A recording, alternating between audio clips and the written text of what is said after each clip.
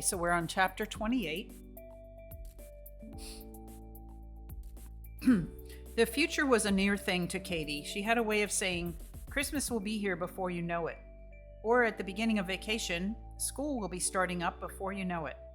In the spring, when Francie discarded her long drawers and joyously flung them away, Mama made her pick them up again, saying, You'll need them soon enough again. Winter will be here before you know it. What was Mama talking about? Spring had just started. The winter would never come again. A small child has little idea of the future. Next week is as far ahead as his future stretches, and the year between Christmas and Christmas again is an eternity. So time was with Francie up until her 11th year. Between her 11th and 12th birthday, things changed. The future came along quicker, the days seemed shorter, and the weeks seemed to have less days in them. Henny Gaddis died, and this had something to do with it. She had always heard that Henny was going to die. She heard about it so much that she finally got to believe he would die, but that would be a long, long time away. Now the long time away had come. The something which had been a future was now a present and would become a past. Francie wondered whether someone had to die to make that clear to a child. But no, Grandfather Romilly had died when she was 9, a week after she made her first communion, and as she remembered, Christmas still had seemed far away at that time. Things were changing so fast for Francie now that she got mixed up. Neely, who was a year younger than she, grew suddenly and got to be a head taller. Maudie Donovan moved away. When she returned on a visit 3 months later, Francie found her different. Maudie had developed in a womanly way during those 3 months. Francie, who knew Mama was always right, found out that she was wrong once in a while. She discovered that some of the things she loved so much in her father were considered very comical to other people. The scales at the tea store did not shine so brightly anymore, and she found the bins were chipped and shabby looking. She stopped watching for Mr. Tomini to come home on Saturday nights from his New York jaunts. All of a sudden, she thought it was silly that he lived so and went to New York and came home longing for where he had been. He had money. Why didn't he just go over to New York and live there if he liked it so much? Everything was changing. Francie was in a panic. Her world was slipping away from her, and what would take its place? Still, what was different anyhow? She read a page from the Bible and Shakespeare every night, the same as always. She practiced the piano every day for an hour. She put pennies in the tin can bank. The junk shop was still there. The stores were all the same. Nothing was changing. She was the one who was changing. She told Papa about it. He made her stick out her tongue and he felt her wrist. He shook his head sadly and said, You have a bad case, a very bad case. Of what? Growing up. Growing up spoiled a lot of things. It spoiled the nice game they had when there was nothing to eat in the house. When money gave out and food ran low, Katie and the children pretended they were explorers discovering the North Pole and had been trapped by a blizzard in a cave with just a little food. They had to make it last till help came. Mama divided up what food there was in the cupboard and called it rations. And when the children were still hungry after a meal, she'd say, Courage, my men, help will come soon. When some money came in and Mama bought a lot of groceries, she bought a little cake as a celebration, and she'd stick a penny flag in it and say, We made it, men. We got to the North Pole. One day after one of those rescues, Francie asked Mama, When explorers get hungry and suffer like that, it's for a reason. Something big comes out of it. They discover the North Pole.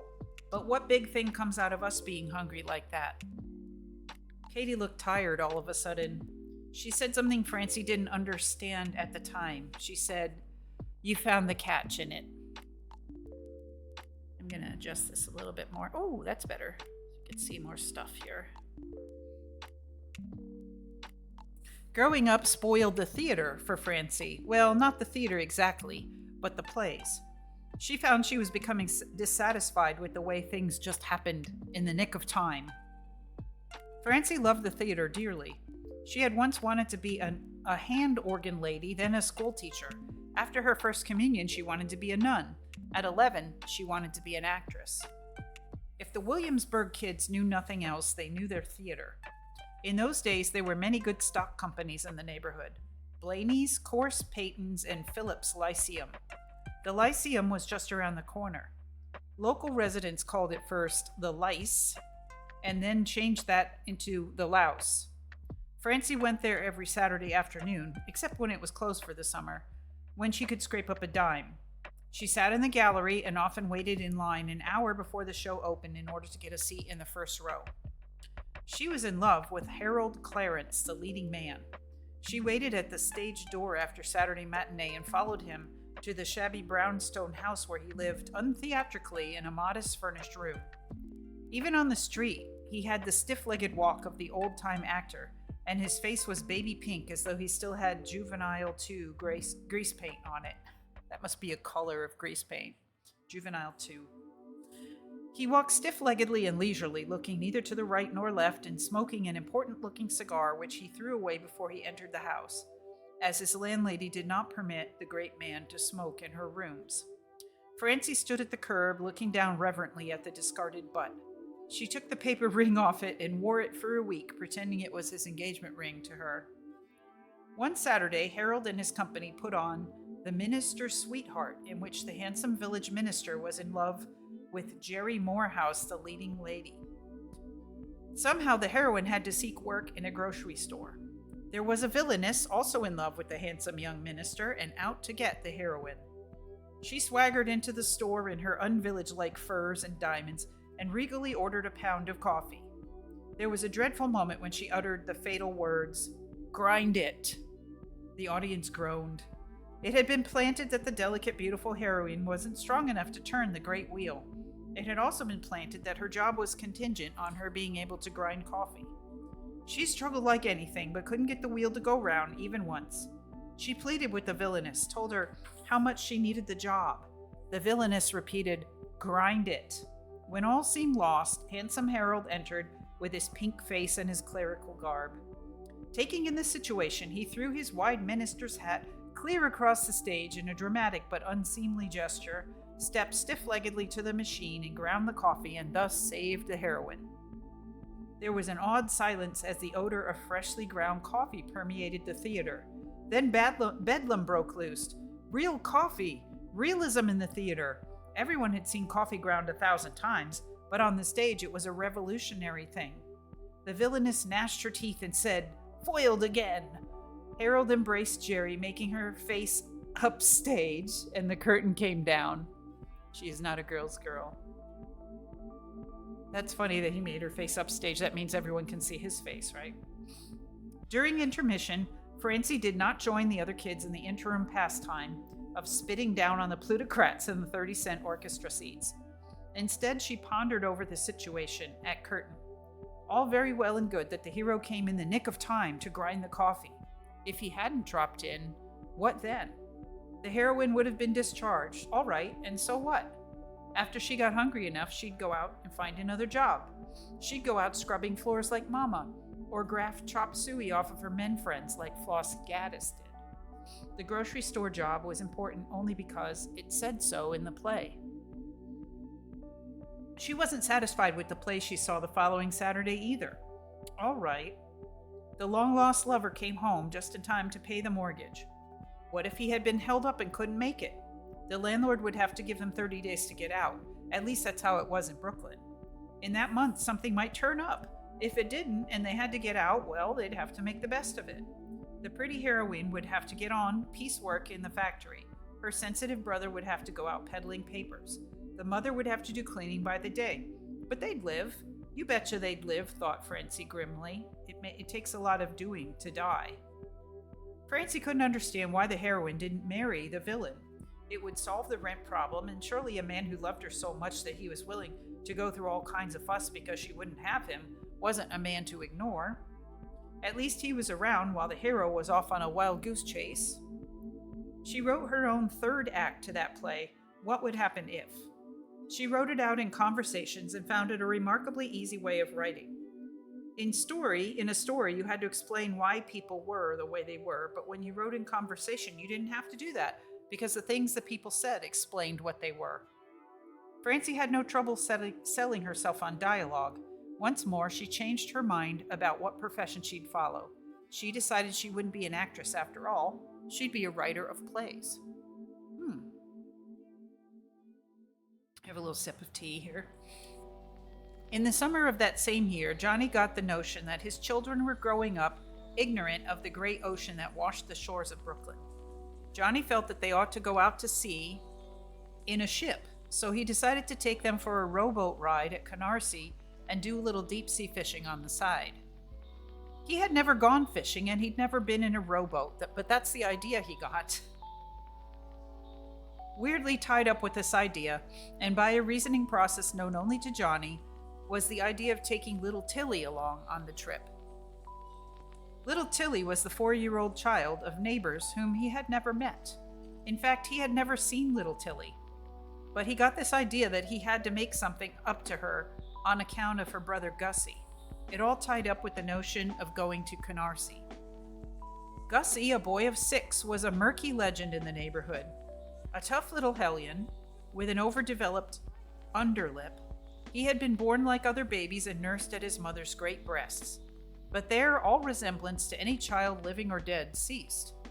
His mother tried to wean him when he was 9 months old, but Gussie wouldn't stand for it. Denied the breast, he refused a bottle, food, or water. He lay in his crib and whimpered. His mother, fearful that he would starve, resumed nursing him. He sucked contentedly, refusing all other food, and lived off his mother's milk until he was nearly 2 years old. The milk stopped then because his mother was with child again. Gussie sulked and bided his time for 9 long months. He refused cow's milk in any form or container and took to drinking black coffee. Yikes, right? Little Tilly was born and the mother flowed with milk again. Gussie went into hysterics the first time he saw the baby nursing. He lay on the floor, screaming and banging his head. He wouldn't eat for 4 days, and he refused to go to the toilet. He got haggard and his mother got frightened. She thought it wouldn't do any harm to give him the breast just once. That was her big mistake. He was like a dope fiend, getting the stuff after a long period of deprivation. He wouldn't let go. He took all of his mother's milk from that time on, and little Tilly, a sickly baby, had to go on the bottle. Gussie was 3 years old at this time and big for his age. Like other boys, he wore knee pants and heavy shoes with brass toe tips. As soon as he saw his mother unbutton her dress, he ran to her. He stood up while nursing, an elbow on his mother's knee. His feet crossed jauntily and his eyes roving around the room. Standing to nurse was not a remarkable feat, as his mother's breasts were mountainous and practically rested in her lap when released. Gussie was indeed a fearful sight nursing that way, and he looked not unlike a man with his foot on a bar rail smoking a fat, pale cigar. The neighbors found out about Gussie and discussed his pathological state in hushed whispers.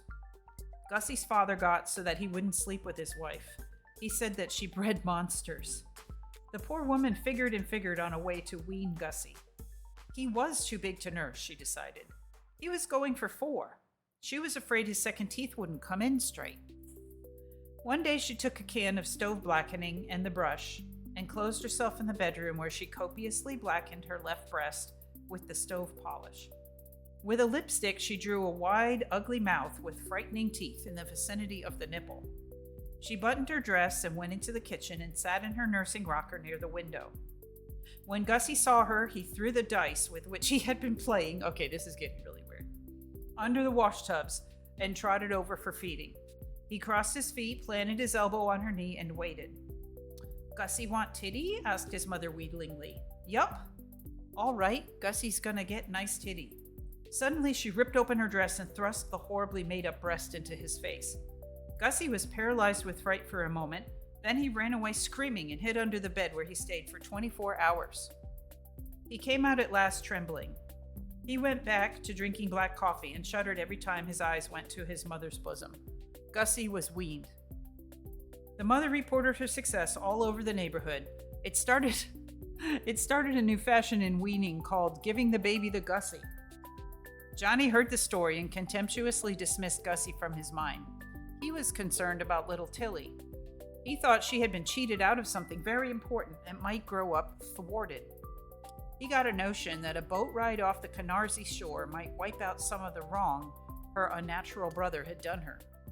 He sent Francie around to ask could little Tilly go with them. The harassed mother consented happily. The next Sunday, Johnny and the 3 children set out for Canarsie.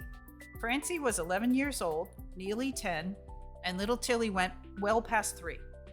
Johnny wore his tuxedo and derby and a fresh collar and dicky. Francie and Neely wore their everyday clothes.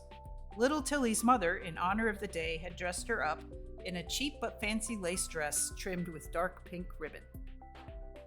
On the trolley ride out, they sat in the front seat and Johnny made friends with the motorman, and they talked politics. They got off at the last stop, which was Canarsie, and found their way to a little wharf on which was a tiny shack. A couple of waterlogged rowboats bobbed up and down on the frayed ropes which held them to the wharf. A sign over the shack read, "Fishing tackle and boats for rent." Underneath was a bigger sign which said, "Fresh fish to take home for sale here."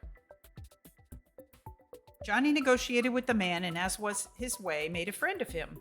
The man invited him into the shack for an eye-opener, saying that he himself only used the stuff for a nightcap. Gosh, that sounds like the men in my dad's family. While Johnny was inside getting his eyes opened, Neely and Francie pondered how a nightcap could also be an eye-opener. Little Tilly stood there in her lace dress and said nothing. Johnny came out with a fishing pole and a rusty tin can filled with worms and mud. The friendly man untied the rope from the least sorry of the rowboats, put the rope in Johnny's hand, wished him luck, and went back to his shack. I just want to warn you guys, if you're squeamish, I remember now this story does not end well, so buckle up. Sorry. Johnny put the fishing stuff into the bottom of the boat and helped the children in.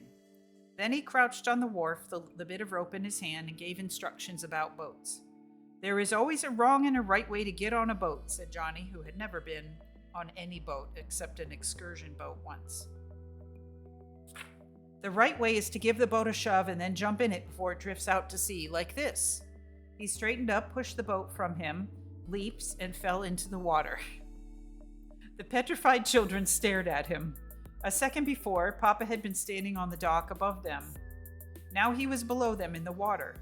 The water came to his neck, and his small wax mustache and derby hat were in the clear. His derby was still straight on his forehead. Johnny, as surprised as the children, stared at them a moment before he said, "Don't any of you damned kids dare to laugh." He climbed into the boat, almost upsetting it. They didn't dare laugh aloud, but Francie laughed so hard inside that her ribs hurt. Neely was afraid to look at his sister. He knew that if their eyes met, he'd burst out laughing. Little Tilly said nothing. Johnny's collar and dicky were a sodden, paperish mess. He stripped them off and threw them overboard. He rowed out to sea waveringly, but with silent dignity. When he came to what he thought was a likely spot, he announced that he was going to, quote, "drop anchor." The children were disappointed when they discovered that the romantic phrase simply meant that you threw a lump of iron attached to a rope overboard.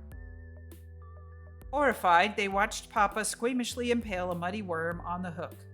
The fishing started. It consisted in baiting the hook, casting it dramatically, waiting a while, pulling it up minus worm and fish, and starting the whole thing over again. The sun grew bright and hot. Johnny's tuxedo dried to a stiff, wrinkled, greenish outfit. The children started to get a whopping case of sunburn. After what seemed hours, Papa announced to their intense relief and happiness that it was time to eat. He wound up the tackle, put it away, pulled up the anchor, and made for the wharf. The boat seemed to go in a circle, which made the wharf get farther away. Finally, they made shore a few hundred yards further down.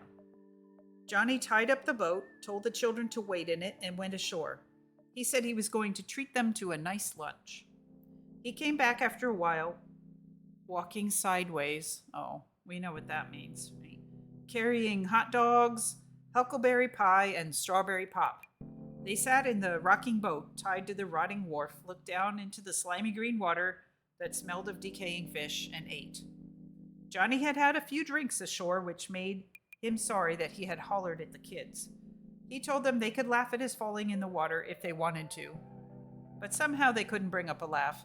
The time was past for that. Papa was very cheerful, Francie thought. "This is the life," he said. "Away from the maddening crowd. Oh, there's nothing like going down to the sea in a ship. We're getting away from it all," he ended up cryptically. After their amazing lunch, Johnny rowed them out to sea again. Perspiration poured down from under his derby, and the wax in the points of his mustache melted, causing the neat adornment to change into disorganized hair on his upper lip. He sang lustily as he rode, sailing, sailing over the bounding main. He rode and kept going around in a circle and never did get out to sea. Eventually, his hands got so blistered that he didn't feel like rowing anymore. Dramatically, he announced that he was going to pull for the shore. He pulled and finally made it by rowing in smaller and smaller circles and making the circles come nearer the wharf. He never noticed that the 3 children were pea green in the spots where they were not beet red from the sunburn. If he had only known it, the hot dogs, huckleberry pie, strawberry pop, and worms squirming on the hook weren't doing them much good. At the wharf, he leaped to the dock and the children followed his example. All made it excepting Tilly, who fell into the water. Johnny threw himself flat on the deck, reached in, and fished her out. Little Tilly stood there, her lace dress wet and ruined, but she said nothing. Although it was a broiling hot day, Johnny peeled off his tuxedo jacket, knelt down, and wrapped it around the child. The sirens are happening at my neighborhood here. Sorry about that. Anyway, this trip isn't going very well, is it? Let's just give that a second to pass by.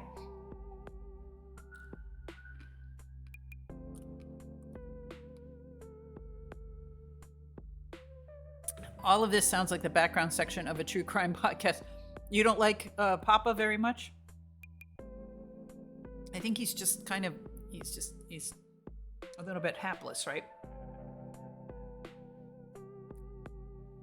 Okay, where was I? Although it was a broiling hot day, Johnny peeled off his tuxedo jacket, knelt down, and wrapped it around the child. The arms dragged in the sand. Then Johnny took her up in his arms and strode up and down the dock, patting her back soothingly and singing her a lullaby. Little Tilly didn't understand a thing of all that happened that day.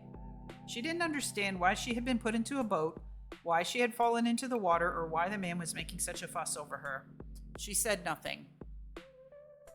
When Johnny felt that she was comforted, he set her down and went into the shack where he had either an eye-opener or a nightcap. He bought 3 flounders from the man for $0.25. He came out with the wet fish wrapped in a newspaper. He told his children that he had promised to bring home some fresh-caught fish to Mama. The principal thing, said Papa, is that I am bringing home fish that were caught at Canarsie. It makes no difference who caught them. The point is that we went fishing and we're bringing home fish. His children knew that he wanted Mama to think he caught the fish. Papa didn't ask them to lie. He just asked them not to be too fussy about the truth. The children understood. They boarded one of those trolley cars that had 2 long benches facing each other. They made a queer row. First, there was Johnny in green, wrinkled, salt-stiff pants, an undershirt full of big holes. Hang on, I have to hiccup. Okay, a derby hat and a disorderly mustache. Yeah, he sounds like a mess. He's a complete mess. Next came little Tilly, swallowed up in his coat, with salt water dripping from under it and forming a brackish pool on the floor. Francie and Neely came next. Their faces were brick red, and they sat very rigid, trying not to be sick. People got on the car, sat across from them, and stared curiously. Johnny sat upright, the fish in his lap, trying not to think of the holes in his exposed undershirt. He looked over the heads of the passengers, pretending to study an X-Lax advertisement. More people got on, the car got crowded, but no one would sit next to them. Finally, one of the fish worked its way out of the sodden newspaper. Sorry, traffic again. Okay. One of the fish worked its way out of the sodden newspaper. It fell on the floor where it lay slimily in the dust. It was too much for little Tilly. She looked into the fish's glazed eye, said nothing, but vomited silently and thoroughly all over Johnny's tuxedo jacket. Francie and Neely, as if waiting for that cue, also threw up. Johnny sat there with 2 exposed fish in his lap, one at his feet, and kept staring at the ad. He didn't know what else to do. When the grisly trip was ended, Johnny took Tilly home, feeling that his was the responsibility of explaining. The mother never gave him a chance to explain. She screamed when she saw her dripping, befouled child. She snatched the coat off, threw it into Johnny's face, and called him a Jack the Ripper. Johnny tried to explain, but she wouldn't listen. Little Tilly said nothing. Finally, Johnny got a word in edgewise. "Lady, I think your little girl has lost her speech." Whereupon the mother went into hysterics. You did it, she screamed at Johnny. "Can't you make her say something?" The mother grabbed the child and shook her. "Speak," she screamed. "Say something." Finally, little Tilly opened her mouth, smiled happily, and said, "Tanks." God. Katie gave Johnny a tongue lashing and said that he wasn't fit to have children. The children in question were alternating between the chills and hot flashes of a bad case of sunburn. Katie nearly cried when she saw the ruin of Johnny's only suit. It would cost $1 to get it cleaned, steamed, and pressed, and she knew it would never be the same again. As for the fish, they were found to be in an advanced state of decay and had to be thrown into the garbage can. The children went to bed. Between chills and fever and bouts of nausea, they buried their head under the covers and laughed silently and bed-shakingly at the remembrance of Papa standing in the water. Johnny sat at the kitchen window until far into the night, trying to figure out why everything had been so wrong. He had sung many a song about ships and going down to the sea in them with a heave-ho and a heave-to. He wondered why it hadn't turned out the way it said in songs. The children should have returned exhilarated and with a deep and abiding love for the sea, and he should have returned with a fine mess of fish. Why, oh why, hadn't it turned out the way it did in a song? Why did there have to be his blistered hands and his spoiled suit and sunburn and rotting fish and nausea? Why didn't little Tilly's mother understand the intention and overlook the result? He couldn't figure it out.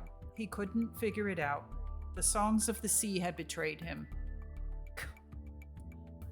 As well she should. Yes, he's a complete mess. I imagine getting drunk probably did not help, right? Okay, I'm going to have a quick little bite, a little sip of tea, a little bit of cookie here. I guess the thing that makes the least sense to me is why Mom thought that was something she could trust him with taking the kids to the ocean, right? What? I definitely thought someone was going to drown. Well, I'm not familiar with Canarsie at all, but the fact that they said that when he fell in the water, he was still standing up and his neck and head were above water, and that the water wasn't deep, right? But other than that, yeah, somebody probably did drown, would have.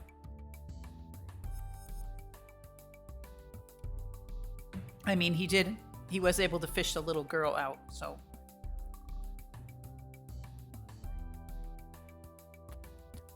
What a disaster. That's all I can say.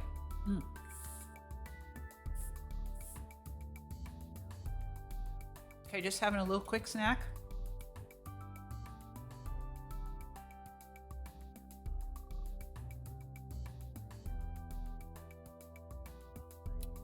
Okay, my tea is cold, but that's okay. We will make a new pot a little bit later. Let me get my teaware in the shot here so people can, if they're stopping in, they can see that there's definitely tea involved. Oh, and my tea pet, he can be like tuning in here, listening in. And the owl too. We have friends. Okay. Chapter 30. Today I am a woman, wrote Francie in her diary in the summer when she was 13. She looked at the sentence and absently scratched a mosquito bite on her bare leg. She looked down on her long, thin, and as yet formless legs. She crossed out the sentence and started over. Soon I shall become a woman. She looked down on her chest, which was as flat as a washboard, and ripped the page out of the book. She started fresh on a new page. Intolerance, she wrote, pressing down hard on the pencil, is a thing that causes war. Is that pronounced pogrom? I think it is. Pogroms, crucifixions, lynchings, and makes people cruel to little children and to each other.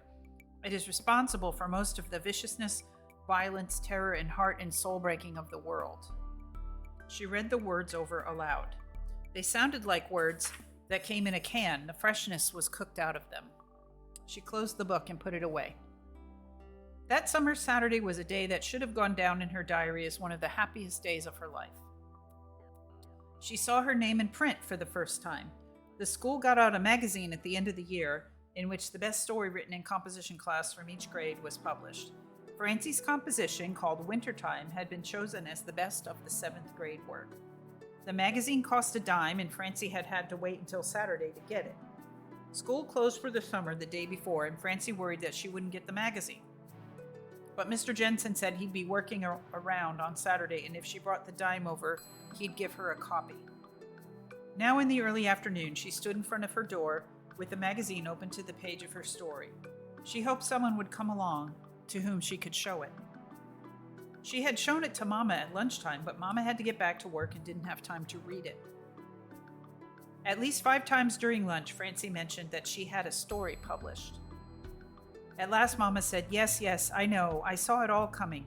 There'll be more stories printed, and you'll get used to it. Now don't let it go to your head. There are dishes to be washed. Oh my God. That just sounds... It's my mom. Papa was at Union headquarters. He wouldn't see the story till Saturday, but Francie knew he'd be pleased. So she stood on the street with her glory tucked under her arm. She couldn't let the magazine out of her hands even for a moment. From time to time, she'd glance at her name in print, and the excitement about it never grew less. She saw a girl named Joanna come out of her house a few doors away. Joanna was taking her baby out for an airing in its carriage. A gasp came up from some of the housewives who had stopped to gossip on the sidewalk while going to and fro about their shopping.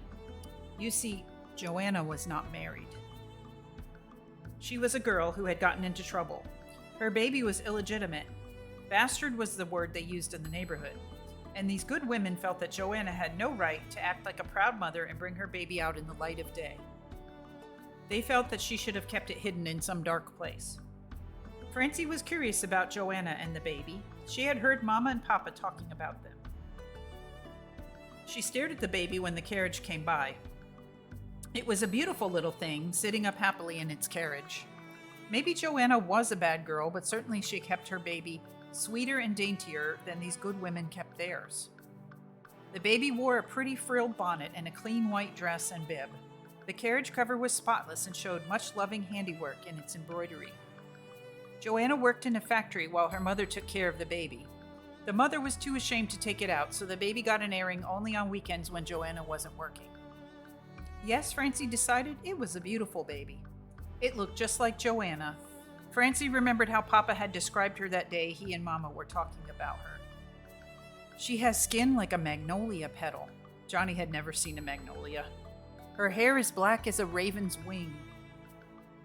He had never seen such a bird. And her eyes are deep and dark like forest pools. He had never been in a forest, and the only pool he knew was where each man put in a dime and guessed what the Dodgers' score would be, and whoever guessed right got all the dimes. But he had described Joanna accurately. She was a beautiful girl. That may be, answered Katie, but what good is her looks? They're a curse to the girl. I heard that her mother was never married, but had 2 children just the same. And now the mother's son is in Sing Sing, and her daughter has this baby. There must be bad blood all along the line, and no use getting sentimental about it. Of course, she added with a detachment of which she was astonishingly capable at times, it's none of my business. I don't need to do anything about it one way or the other. I don't need to go out and spit on the girl because she did wrong. Neither do I have to take her in my house and adopt her because she did wrong. She suffered as much pain bringing that child into the world as though she was married. If she's a good girl at heart, she'll learn from the pain and the shame, and she won't do it again. If she's naturally bad, it won't bother her the way people treat her. So if I was you, Johnny, I wouldn't feel too sorry for her. Suddenly she turned to Francie and said, let Joanna be a lesson to you. On this Saturday afternoon, Francie watched Joanna walk up and down and wondered in what way she was a lesson. Joanna acted proud about her baby. Was the lesson there? Joanna was only 17 and friendly, and she wanted everybody to be friendly with her. She smiled at the grim good women, but the smile went away when she saw that they answered her with frowns. She smiled at the little children playing in the street. Some smiled back. She smiled at Francie. Francie wanted to smile back, but didn't. Was the lesson that she mustn't be friendly with girls like Joanna? The good housewives, their arms filled with bags of vegetables and brown paper parcels of meat, seemed to have little to do that afternoon. They kept gathering into little knots and whispered to each other. The whispering stopped when Joanna came by and started up again when she had passed. Each time Joanna passed, her cheeks got pinker, her head went higher, and her skirt flipped behind her more defiantly. She seemed to grow prettier and prouder as she walked. She stopped oftener than needed to adjust the baby's coverlet. She maddened the women by touching the baby's cheek and smiling tenderly at it. How dare she? How dare she, they thought, act as though she had a right to all that? Many of these good women had children which they brought up by scream and cuff. Many of them hated the husbands who lay by their sides at night. There was no longer high joy for them in the act of love. They endured the lovemaking, rigidly praying all the while that another child would not result. This bitter submissiveness made the man ugly and brutal. To most of them, the love act had become a brutality on both sides. The sooner over with, the better. They resented this girl because they felt this had not been so with her and the father of her child. Joanna recognized their hate but wouldn't cringe before it. She would not give in and take the baby indoors. Something had to give. The women broke first. They couldn't endure it any longer. They had to do something about it. The next time Joanna passed, a stringy woman called out, "Ain't you ashamed of yourself?" "What for?" Joanna wanted to know. This infuriated the woman. "What for?" she asks, she reported to the other women. "I'll tell you what for, because you're a disgrace and a bum. You got no right to parade the streets with your bastard where innocent children can see you." "I guess this is a free country," said Joanna. "Not free for the likes of you. Get off the street, get off the street. Try and make me." "Get off the street, you whore," ordered the stringy woman. The girl's voice trembled when she answered, "Be careful what you're saying." "We don't have to be careful what we say to no streetwalker," chipped in another woman. A man passing by stopped for a moment to take it in. He touched Joanna's arm. "Look, sister, why don't you go home until these battle axes cool off? You can't win with them." Joanna jerked her arm away. "You mind your own business."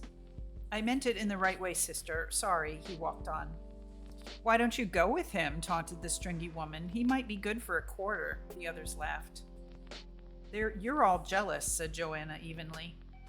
"She says we're jealous," reported the interlocutor.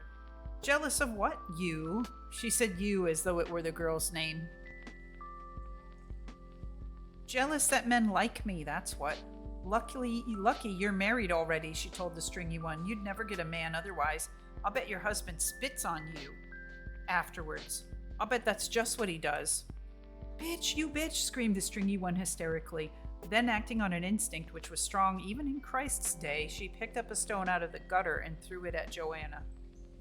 It was the signal for the other women to start throwing stones. One, droller than the rest, threw a ball of horse manure.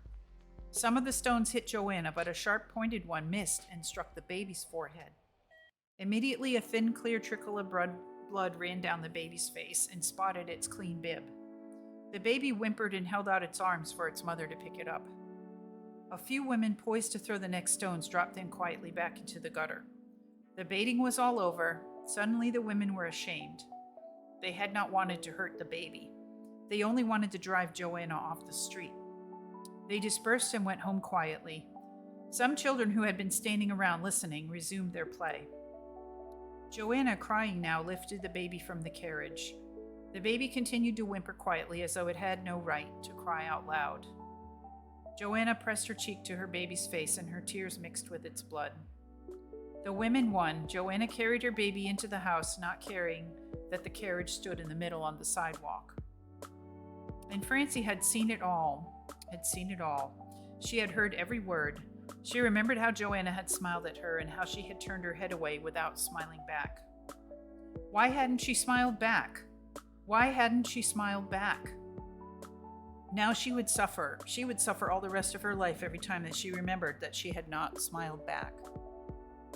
Some small boys started to play tag around the empty carriage, holding onto its sides and pulling it way over while being chased.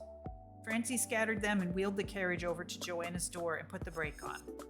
There was an unwritten law that nothing was to be molested that stood outside the door where it belonged.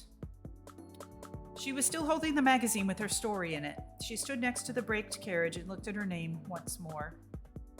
Wintertime by Francie Nolan. She wanted to do something, sacrifice something to pay for not having smiled at Joanna. She thought of her story.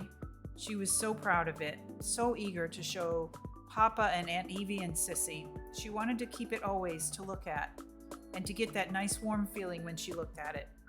If she gave it away, there was no means by which she could get another copy. She slipped the magazine under the baby's pillow. She left it open at the page of her story. She saw some tiny drops of blood on the baby's snowy pillow. Again, she saw the baby, the thin trickle of blood on its face, the way it held out its arms to be taken up. A wave of hurt broke over Francie and left her weak when it passed. Another wave came, broke, and receded.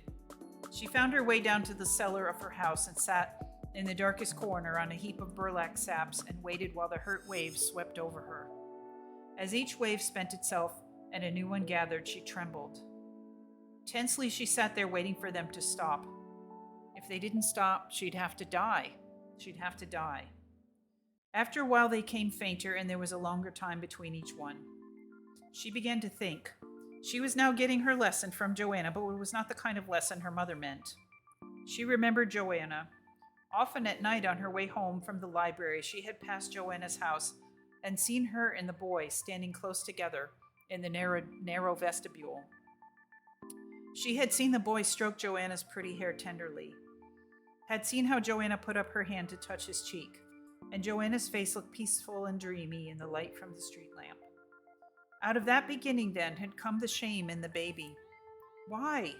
Why? The beginning had seemed so tender and so right. Why? She knew that one of the women stone throwers had had a baby only 3 months after her marriage. Francie had been one of the children standing at the curb watching the party leave for the church. She saw the bulge of pregnancy under the virginal veil of the bride as she stepped into the hired carriage. She saw the hand of the father close tight on the bridegroom's arm. The groom had black shadows under his eyes and looked very sad. Joanna had no father, no men kin.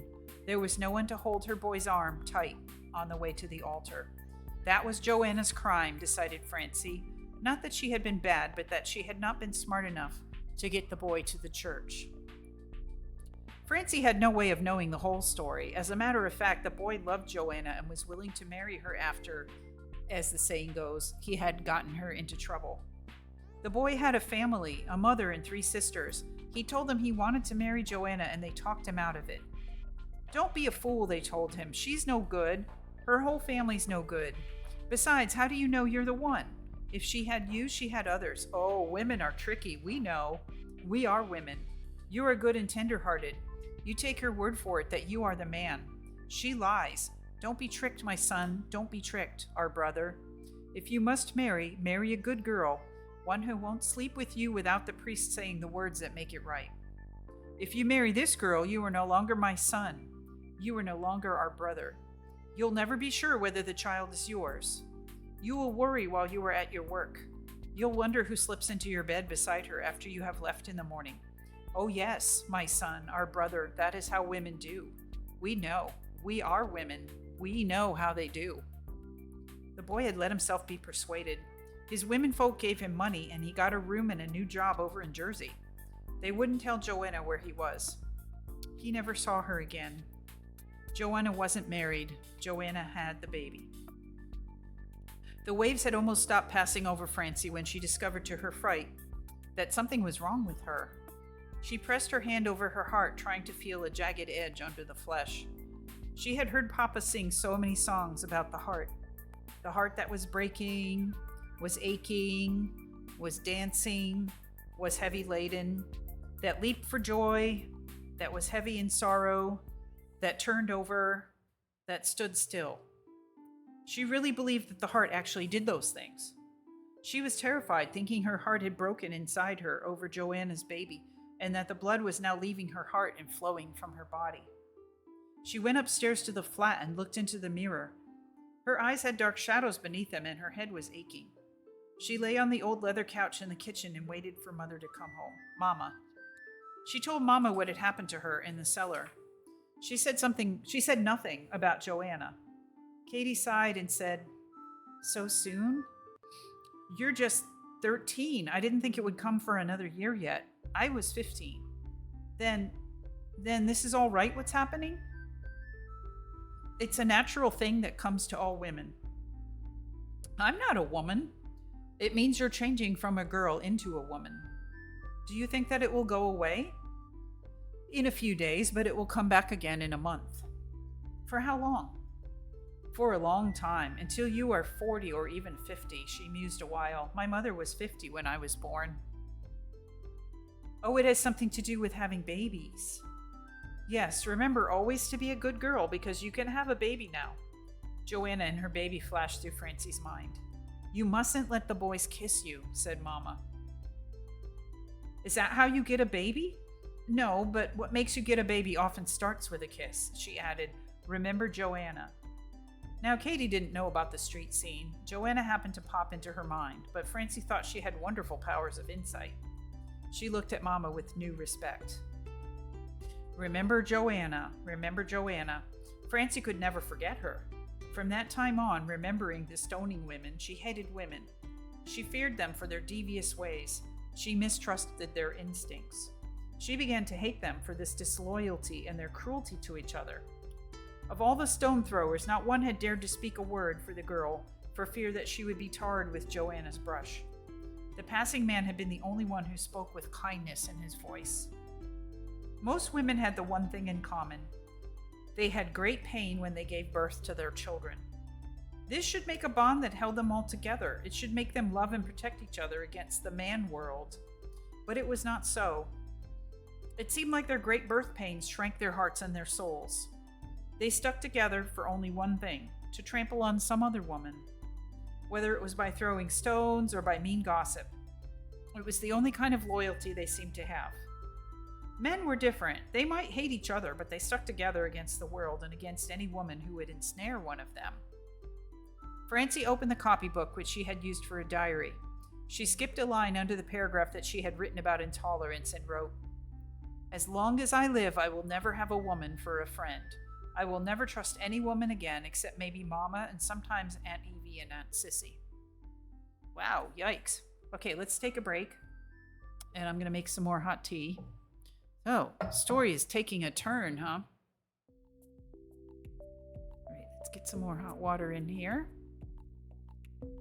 Again, there's there's a lot of little particles down here, but you can kind of see that the balls are opening up a bit. There's a stem right there, very prominent in the middle, sticking out. So again, kind of rolled like an oolong. There's another stem. It looks like they left the stems on some of these.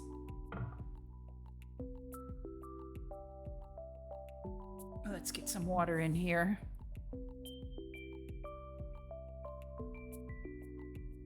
And I'll cut a little piece of cake again, panettone. So pan, or pan, depending on what language, means bread in a lot of Romance languages. So, again, it's a cake, it's a bread. The name kind of, reinforces that idea, I think, unless I'm just like totally interpreting that wrong.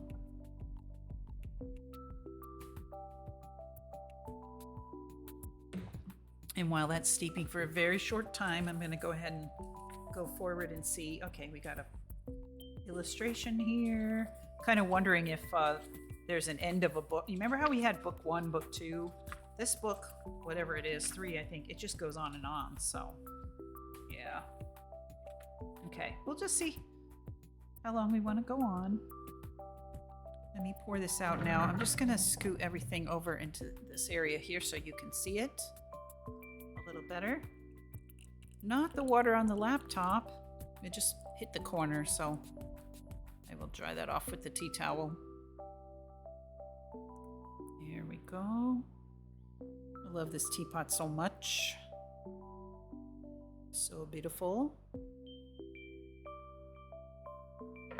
Simply the best. There we go. So there's our fresh hot tea. It just had a little splash when I started pouring, but it hit the part of my laptop where there's no keyboard, you know, next to the touchpad thingy. So luckily, just a nice flat area of the keyboard. So let's give a taste to this second steeping.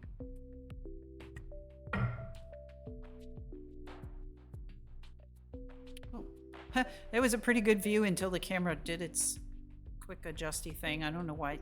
I swear I got my settings right this time. So at least there's ample light in the, you know, the camera in the scene, but it's having a little trouble focusing.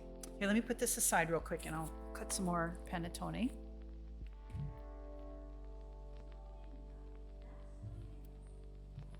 Sorry, we have to lurk for a bit, but we'll be back. Oh, no problem at all. I imagine you guys need to eat dinner too, if you haven't already.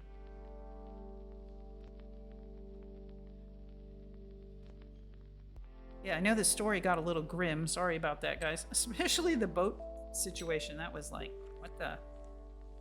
This story's not always a happy one. In fact, it's kind of mostly about poverty and conflict, but still good story. Right, I'm just kind of getting the extra crumbs out of here. Yeah, this is so good. I got a big piece of lemon peel. You can kind of see there's one right on the end of the cake there. Big old lemon peel.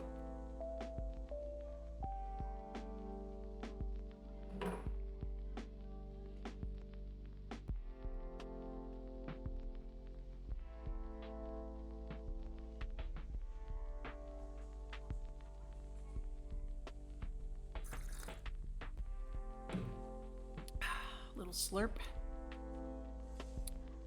Okay. And I'll go ahead and eat a piece of cake here. I didn't really have, I mean, I had a little bit of food. I don't think I would actually call it lunch, so I do need to kind of eat a little bit as we go along.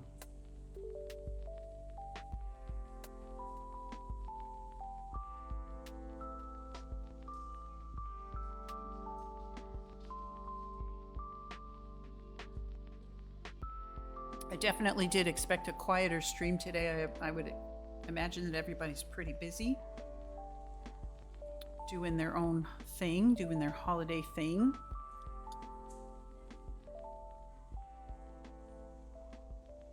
I noticed a lot of people have been streaming and I haven't been attending, so, you know, I've also been pretty checked out.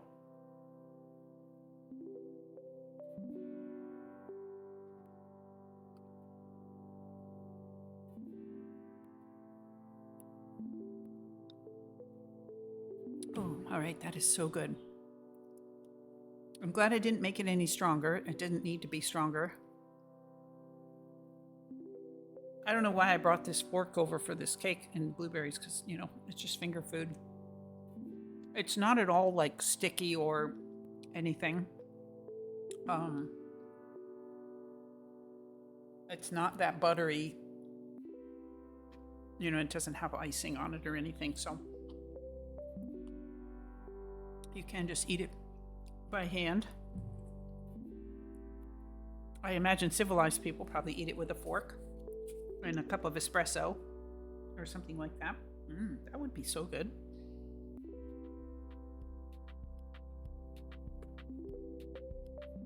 And they probably eat a much larger piece as well. I mean, I think this is almost like an individual size, or maybe you would cut it in half. Oh, does the package say how many servings? Yep, serving size is half a cake. Yeah, that kind of makes sense. That is about what I would have thought.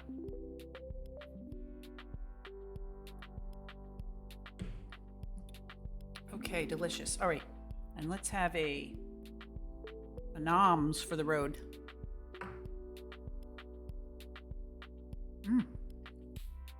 Well, these are really growing on me.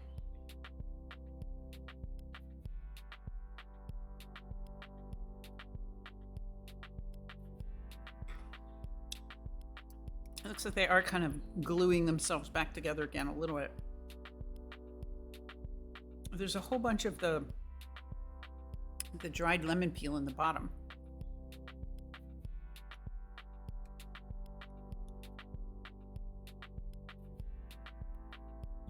Yep. That's like definitely has the taste of a lot of the Hawaiian, crack seed snacks. Pretty intense.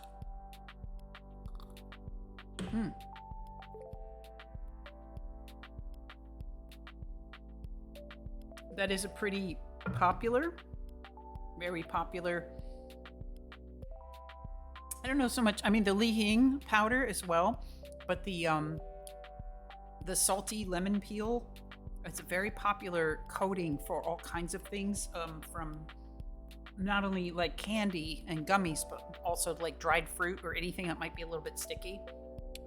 Stick some lemon peel on there, and it really does change the flavor.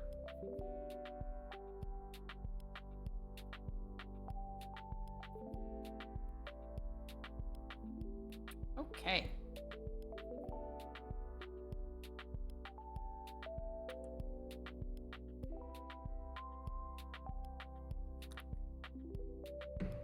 Wonderful.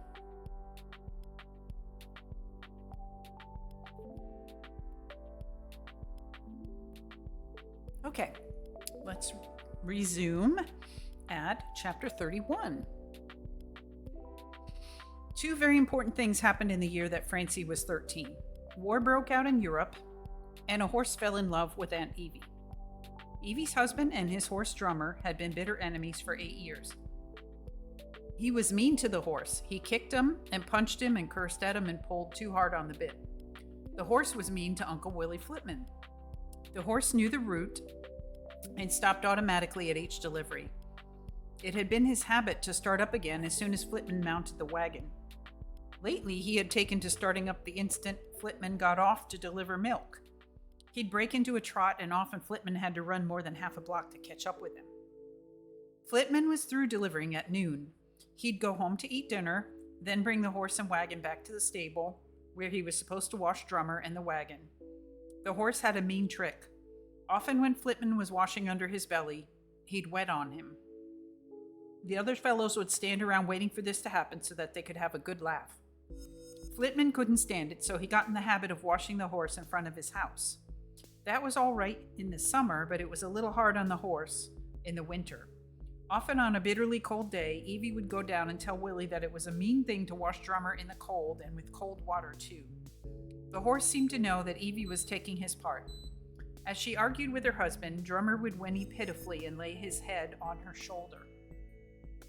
One cold day, Drummer took matters into his own hands, or as Aunt Evie said, into his own feet. Francie listened enchanted while Aunt Evie told the story to the Nolans. No one could tell a story like Evie. She acted out all the parts, even the horse, and in a funny way, she put in what she thought each one was secretly thinking at the time. It happened like this, according to Evie. Willie was down on the street washing the shivering horse with cold water and hard yellow soap. Evie was standing at the window watching. He leaned under to wash the horse's belly, and the horse tensed. Flitman thought Drummer was going to wet on him again, and it was more than the harassed and futile little man could stand. He hauled off and punched the horse in the belly. The horse lifted a leg and kicked him decisively in the head. Flitman rolled under the horse and lay unconscious. Evie ran down. The horse whinnied happily when he saw her, but she paid no attention to him. When he looked over his shoulder and saw that Evie was trying to drag Flitman out from under, he started to walk. Maybe he wanted to help Evie by pulling the wagon clear of the unconscious man, or maybe he wanted to finish the job by rolling the wagon over him. Evie hollered out, "Whoa there, boy," and Drummer stopped just in time. A little boy had gone for a policeman who had gone for the ambulance. The ambulance doctor couldn't make out whether Flitman had a fracture or a concussion. He took him to Greenpoint Hospital. Well, there was the horse and a wagon full of empty milk bottles to be gotten back to the stables. Evie had never driven a horse, but that was no reason why she couldn't. She put on one of her husband's old overcoats, wrapped a shawl around her head, climbed up into the seat, picked up the reins and called out, "Get for home, Drummer." The horse swung his head back to give her a loving look, then set off at a cheerful trot. It was lucky he knew the way. Evie hadn't the slightest idea where the stables were. He was a smart horse. He stopped at each intersection and waited while Evie looked up and down the cross street. If all was clear, she'd say, "Giddy up, boy." If another vehicle was coming, she'd say, "Just a minute, boy." In this way, they reached the stables without mishap, and the horse cantered in proudly to his usual place in the row. Other drivers, washing their wagons, were surprised to see a lady driver. They made such a commotion that the stable boss came running, and Evie told him what had happened. "I saw it coming," the boss said. "Flipman never did like that horse, and the horse never liked him. Well, we'll have to take on another man." Evie, fearful lest her husband lose his job, asked whether she couldn't take his route while he was in the hospital. She argued that the milk was delivered in the dark and no one would ever know. The boss laughed at her. She told him how much they needed that $22.50 a week. She pleaded so hard and looked so little and pretty and spunky that he gave in at last. He gave her the list of customers and told her the boys would load the wagon for her. The horse knew the route, he said, and it wouldn't be too hard. One of the drivers suggested that she take the stable dog along for company and protection against milk thieves. The boss agreed to that. He told her to report to the stables at 2 a.m. Evie was the first milk woman on the route. She got along fine. The fellows at the stable liked her and said that she was a better worker than Flipman. In spite of her practicalness, she was soft and feminine, and the men loved the low and breathless way that she had of talking. And the horse was very happy and cooperated as much as he could. He stopped automatically before each house where milk was to be left and never started up again until she was safely in the seat. Like Flipman, she brought him to her house while she ate her dinner. Because the weather was so cold, she took an old quilt from her bed and threw it over him so he wouldn't catch cold while he waited for her. She took his oats upstairs and heated them for a few minutes in the oven before she fed him. She didn't think ice-cold oats were appetizing. The horse enjoyed the warmed oats. After he finished munching, she treated him to half an apple or a lump of sugar. She thought it was too cold to wash him on the street. She took him back to the stable for that. She thought the yellow soap was too biting, so she brought along a cake of sweetheart soap and a big old bath towel to dry him with. The men at the stable offered to wash the horse and wagon for her, but she insisted on washing the horse herself. 2 men got into a fight over who should wash the wagon. Evie settled it by saying one could wash it one day and the other the next day. She heated Drummer's wash water on a gas plate in the boss's office. She'd never think of washing him in cold water. She washed him with the warm water and the sweet-scented soap and dried him carefully, bit by bit, with the towel. He never committed an indignity on her while she washed him. He snorted and whinnied happily throughout the washing. His skin rippled in voluptuous delight when Evie rubbed him dry. When she worked around his chest, he rested his tremendous head on her small shoulder. There was no doubt about it. The horse was madly in love with Evie. When Flipman recovered and reported back for work, the horse refused to leave the stable with him on the wagon seat. They had to give Flipman another route and another horse. But Drummer wouldn't go out with any other driver either. The boss had just about made up his mind to have him sold when he got an idea. Among the drivers, there was an effeminate young man who talked with a lisp. They put him on Flipman's wagon. Drummer seemed satisfied and consented to go out with the ladylike driver on the seat. So Drummer took up his regular duties again. But every day at noon, he turned into the street where Evie lived and stood in front of her door. He wouldn't go back to the stables until Evie had come down, given him a bit of apple or some sugar, and stroked his nose and called him a good boy. "He was a funny horse," said Francie after she heard the story. "He may have been funny," said Aunt Evie, "but he sure knew what he wanted." And so here's a picture, a nice illustration of Aunt Evie with the horse. The horse Drummer. So nice. All right, another sip of tea.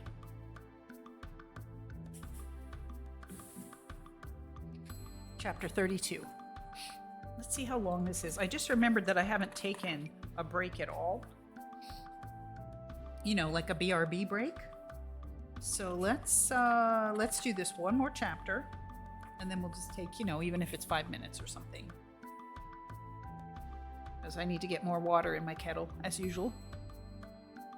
Francie had started a diary on her 13th birthday with the entry, December 15th. Today I enter my teens. What will the year bring forth? I wonder. The year brought forth little according to the entries, which became sparser as the year wore on. She had been prompted to start a diary because fictional heroines kept them and filled them with lush, sighing thoughts. Francie thought her diary would be like that, but excepting for some romantic observations on Harold Clarence, actor, the entries were prosaic. Toward the end of the year, she riffled through the pages, reading an item here or there. January 8th, Grandma Mary Romilly has a pretty carved box that her great-grandfather made in Austria over 100 years ago. She has a black dress and white petticoat and shoes and stockings in it. They are her burying clothes, as she doesn't want to be buried in a shroud. Uncle Willie Flipman said he wants to be cremated and his ashes scattered from the Statue of Liberty. He thinks he'll be a bird in the next life, and he wants a good start. Aunt Evie said he's a bird already, a cuckoo. Mama scolded me for laughing. Is cremation better than burying? I wonder. January 10. Papa's sick today. March 21. Neely stole pussy willows from McCarran's Park and gave them to Gretchen Hahn. Mama said he's too young to be thinking about girls. There's time enough, she said. April 2. Papa hasn't worked for 3 weeks. There's something wrong with his hands. They shake so much he can't hold anything. April 20. Aunt Sissy says she's going to have a baby. I don't believe it because she's flat in front. I heard her tell Mama she's carrying it in the back. I wonder. May 8th. Papa's sick today. May 9th. Papa went to work tonight but had to come home. Said the people didn't need him. May 10th. Papa's sick. Had bad nightmares in the daytime and screamed. I had to get Aunt Sissy. May 12th. Papa hasn't worked for over a month. Neely wants to get his working papers and leave school. Mama said no. May 15th. Papa worked tonight. He said he's going to take charge of things from now on. He scolded Neely about the working papers. May 17th. Papa came home sick. Some kids were following him on the street and making fun of him. I hate kids. May 20. Neely has a paper route now. He won't let me help sell papers. May 28th. Carney did not pinch my cheek today. He pinched something else. I guess I'm getting too big to sell junk. May 30th. Miss Gardner said they were going to publish my wintertime composition in the magazine. June 2nd. Papa came home sick today. Neely and I had to help Mama get him upstairs. Papa cried. June 4th. I got an A on my composition today. We had to write on my ambition. I only made one mistake. I wrote playwriter, and Miss Gardner said the right word was playwright. June 7th. 2 men brought Papa home today. He was sick. Mama was away. I put Papa to bed and gave him black coffee. When Mama came home, she said that was the right thing to do. June 12th. Miss Tinmore gave me Schubert's Serenade today. Mama's ahead of me. She got Tannhauser's Evening Star. Neely says he's ahead of both of us. He can play Alexander's Ragtime Band without notes. That is good. June 20. Went to show. Saw The Girl of the Golden West. It was the best show I ever saw, the way the blood dripped through the ceiling. Wow, holy cow. June 21. Papa was away for 2 nights. We didn't know where he was. He came home sick. June 22. Papa turned my mattress today and found my diary and read it. Everywhere I had the word drunk, she made me cross it out and write sick. It's lucky I don't have anything against Mama written down. If ever I have children, I will not read their diaries, as I believe even a child is entitled to some privacy. If Mama finds this again and reads it, I hope she will take the hint. June 23. Neely says he has a girl. Mama says he's too young. I wonder. June 25. Uncle Willie, Aunt Evie, Sissy, and her John over tonight. Uncle Willie drank a lot of beer and cried. He said the new horse he's got, Bessie, did worse than wet on him. Mama scolded me for laughing. June 27. We finished the Bible today. Now we got to start all over. We've gone through Shakespeare 4 times already. July 1. Intolerance. Francie put her hand over the entry to hide the words. For a moment she thought the waves would pass over her again. But the feeling went away. She turned the page and read another entry. July 4. Sergeant McShane brought Papa home today. Papa wasn't arrested as we thought at first. He was sick. Mr. McShane gave Neely and me a quarter. Mama made us give it back. July 5th. Papa's still sick. Will he ever work again? I wonder. July 6th. We started playing the North Pole game today. July 7th. North Pole. July 8th. North Pole. July 9. North Pole. Expected rescue did not come. July 10. We opened the tin can bank today. There was $8.20 in it. My golden pennies had turned black. July 20. All the money from the tin can bank is gone. Mama took some washing to do for Mrs. McGarity. I helped iron but burnt a hole in Mrs. McGarity's drawers. Mama won't let me iron anymore. July 23. I got a job at Hendler's restaurant just for the summer. I wash dishes during the dinner and supper rush. I use gobs of soft soap out of a barrel. On Monday, a man comes and collects 3 barrels of scraps of fat and brings back 1 barrel of soft soap on Wednesday. Nothing is wasted in this world. I get $2 a week and my meals. It isn't hard work, but I don't like that soap. July 24th. Mama said I'd be a woman before I knew it. I wonder. July 28th. Floss, Gaddis, and Frank are going to get married as soon as he gets a raise. Frank said that the way President Wilson is running things, we'll be in the war before you know it. He says he's marrying because he wants a wife and kids so that when war comes, he doesn't have to fight. Flossie says that's not true. It's a case of true love. I wonder.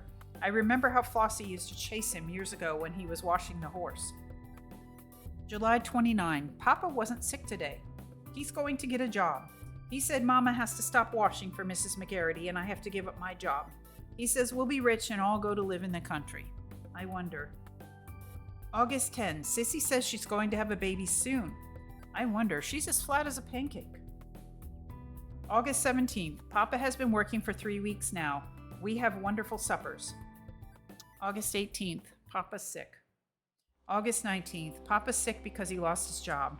Mr. Hendler won't take him back in the restaurant. He says I'm not reliable. Oh, Mr. Hendler won't take me back in the restaurant. September 1st. Aunt Evie, Uncle Willie over tonight. Willie sang Frankie and Johnny and put dirty words in it. Aunt Evie stood on a chair and punched him in the nose. Mama scolded me for laughing. September 10th. I started my last year of school. Miss Gardner said if I keep on getting A's on my compositions, she might let me write a play for graduation. I have a very beautiful idea. There will be a girl in a white dress and her hair hanging down her back, and she will be Fate. Other girls will come out on the stage and tell what they want from life, and Fate will tell them what they'll get. At the end, a girl in a blue dress will spread out her arms and say, "Is life worth living then?" And there will be a chorus that says yes, only it will all be in rhyme. I told Papa about it, but he was too sick to understand. Poor Papa.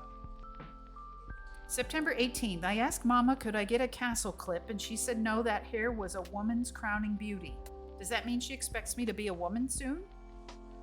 I hope so, because I want to be my own boss and get my hair cut off if I feel like it. September 24th, tonight when I took a bath, I discovered that I was changing into a woman. It's about time. October 25th, I will be glad when this book is filled up, as I am getting tired of keeping a diary. Nothing important ever happens. Francie came to the last entry. Only one more blank page left. Well, the sooner she got it filled, the sooner the diary keeping would be over and she wouldn't have to bother with it anymore. She wet her pencil. November 2. Sex is something that invariably comes into everyone's life. People write pieces against it. The priests preach against it. They even make laws against it. But it keeps going on just the same. All the girls in school have but the one topic of conversation, sex and boys. They are very curious about it. Am I curious about sex? She studied the last sentence. The line on the inner edge of her right eyebrow deepened. She crossed out the sentence and rewrote it to read, I am curious about sex. Chapter 33. Yes, there was great curiosity about sex among the adolescent children of Williamsburg. There was a lot of talk about it. Among the younger children, there was some exhibitionism. You show me and I'll show you. A few hypocrites devised such evasive games as playing house or doctor. A few uninhibited ones did what they called play dirty. There was a great hush-hush about sex in that neighborhood. When children asked questions, the parents didn't know how to answer them for the reason that these people did not know the correct words to use. Each married couple had its own secret words for things which were whispered in bed in the quiet of night. But there were few mothers brave enough to bring these words out into the daylight and present them to the child. When the children grew up, they in turn invented words which they couldn't tell their children. Katie Nolan was neither a mental nor a physical coward. She tackled every problem masterfully.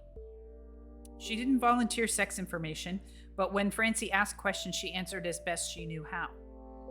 Once, when Francie and Neely were young children, they had agreed to ask their mother certain questions. They stood before her one day. Francie was the spokesman. "Mama, where did we come from?" "God gave you to me." The Catholic children were willing to accept that, but the next question was a sticker. "How did God get us to you?" "I can't explain that because I'd have to use a lot of big words that you wouldn't understand." "Say the big words and see if we understand them." "If you understood them, I wouldn't have to tell you." "Say it in some kind of words. Tell us how babies get here." "No, you're too little yet. If I told you, you'd go around telling all the other children what you know, and their mothers would come up here and say I was a dirty lady, and there would be fights." "Well, tell us why girls are different from boys." Mama thought a while. "The main difference is that a little girl sits down when she goes to the bathroom and a little boy stands up." "But Mama," said Francie, "I stand up when I'm afraid in that dark toilet." "And I," confessed little Neely, "sit down when—" Mama interrupted. "Well, there's a little bit of man in every woman and a little bit of woman in every man." That ended the discussion because it was so puzzling to the children that they decided to go no further with it. When Francie, as she wrote in her diary, started to change into a woman, she went to Mama about her sex curiosity. And Katie told her simply and plainly all that she herself knew. There were times in the telling when Katie had to use words which were considered dirty, but she used them bravely and unflinchingly because she knew no other words. No one had ever told her about the things she told her daughter. And in those days, there were no books available for people like Katie from which they could learn about sex in the right way. In spite of the blunt words and homely phrasing, there was nothing revolting in Katie's explanations. Francie was luckier than most children of the neighborhood. She found out all she needed to know at the time when she had to know about it.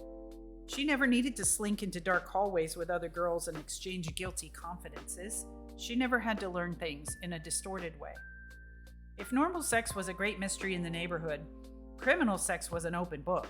In all poor and congested city areas, the prowling sex fiend is a nightmarish horror that haunts parents. There seems to be one in every neighborhood. There was one in Williamsburg in that year when Francie turned 14.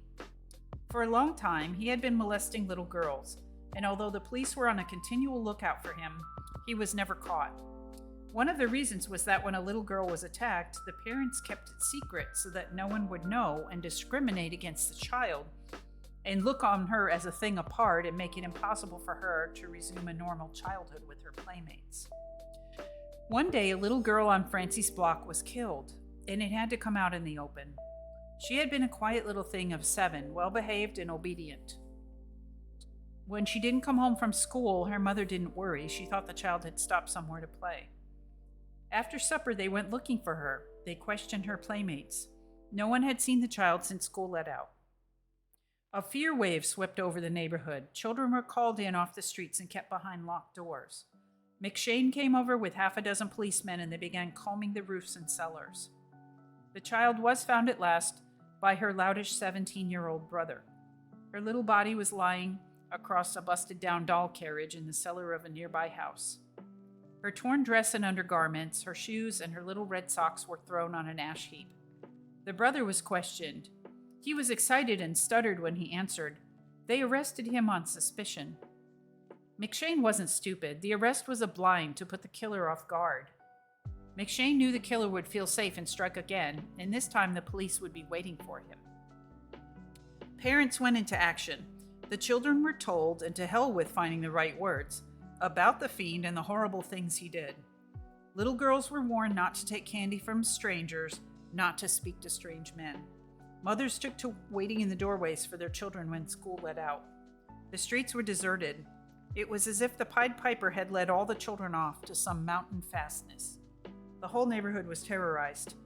Johnny got so worried about Francie that he got a gun. Johnny had a friend named Bert who was night watchman at the corner bank.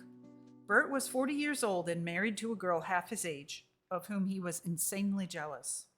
He suspected that she took a lover in the nights when he was at the bank. He brooded over this so much that he came to the conclusion that it would be a relief if he knew for sure that this was so. He was willing to exchange soul-destroying suspicion for heartbreaking reality. Accordingly, he slipped home at odd hours during the night while his friend Johnny Nolan watched the bank for him. They had signals.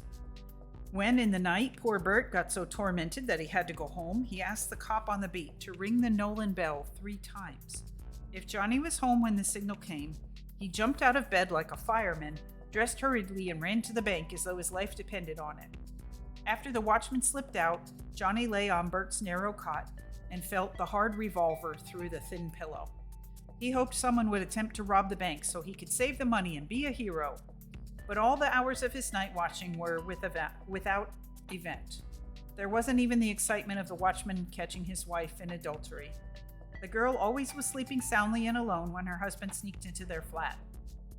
When Johnny heard of the rape and murder, he went over to the bank to see his friend Bert. He asked the watchman whether he had another gun. Sure, why? I'd like the lend of it, Bert. Why, Johnny? There's this fellow loose that killed a little girl on our block. I hope they catch him, Johnny. I sure hope they catch the son of a bitch. I have a daughter of my own. Yeah, I know, Johnny. So I'd like you to loan me a gun. It's against the Sullivan law. It's against some other law for you to go away from the bank and leave me here. How do you know? I may be a robber. Aw, no, Johnny. I figure if we break one law, we might as well break another. All right, I'll lend it. He opened a desk drawer and took out a revolver. Now, I'll show you.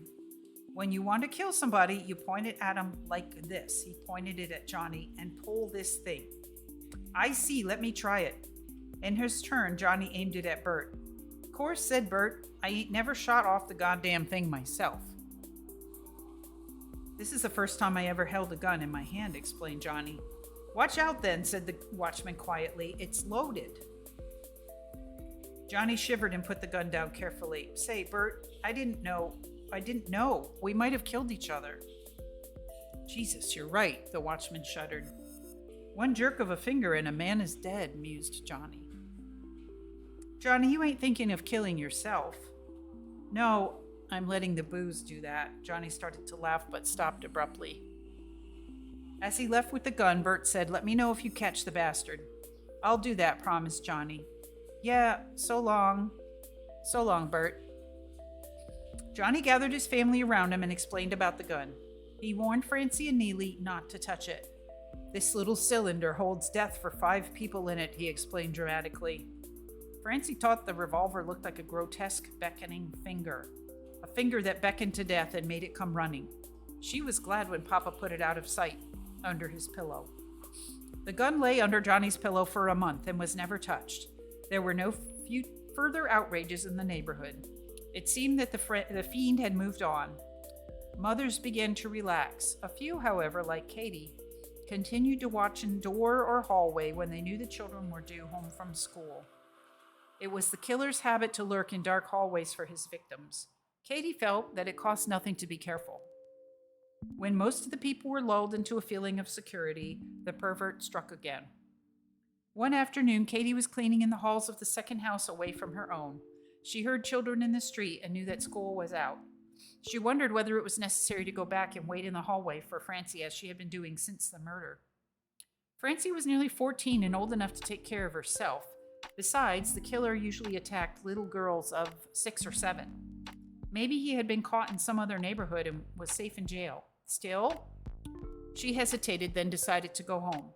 She'd be needing a fresh bar of soap within the hour and could kill 2 birds with one stone if she got it now.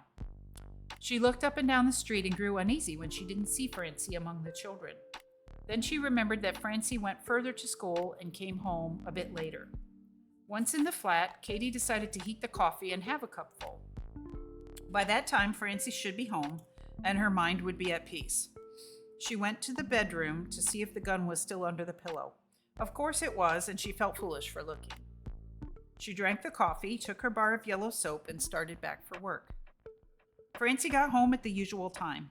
She opened the hall door, stared up and down the long, narrow hall, saw nothing, and closed the solid wood door behind her. Now the hall was darkened. She walked the short length of hall toward the stairs. As she put her foot on the first step, she saw him.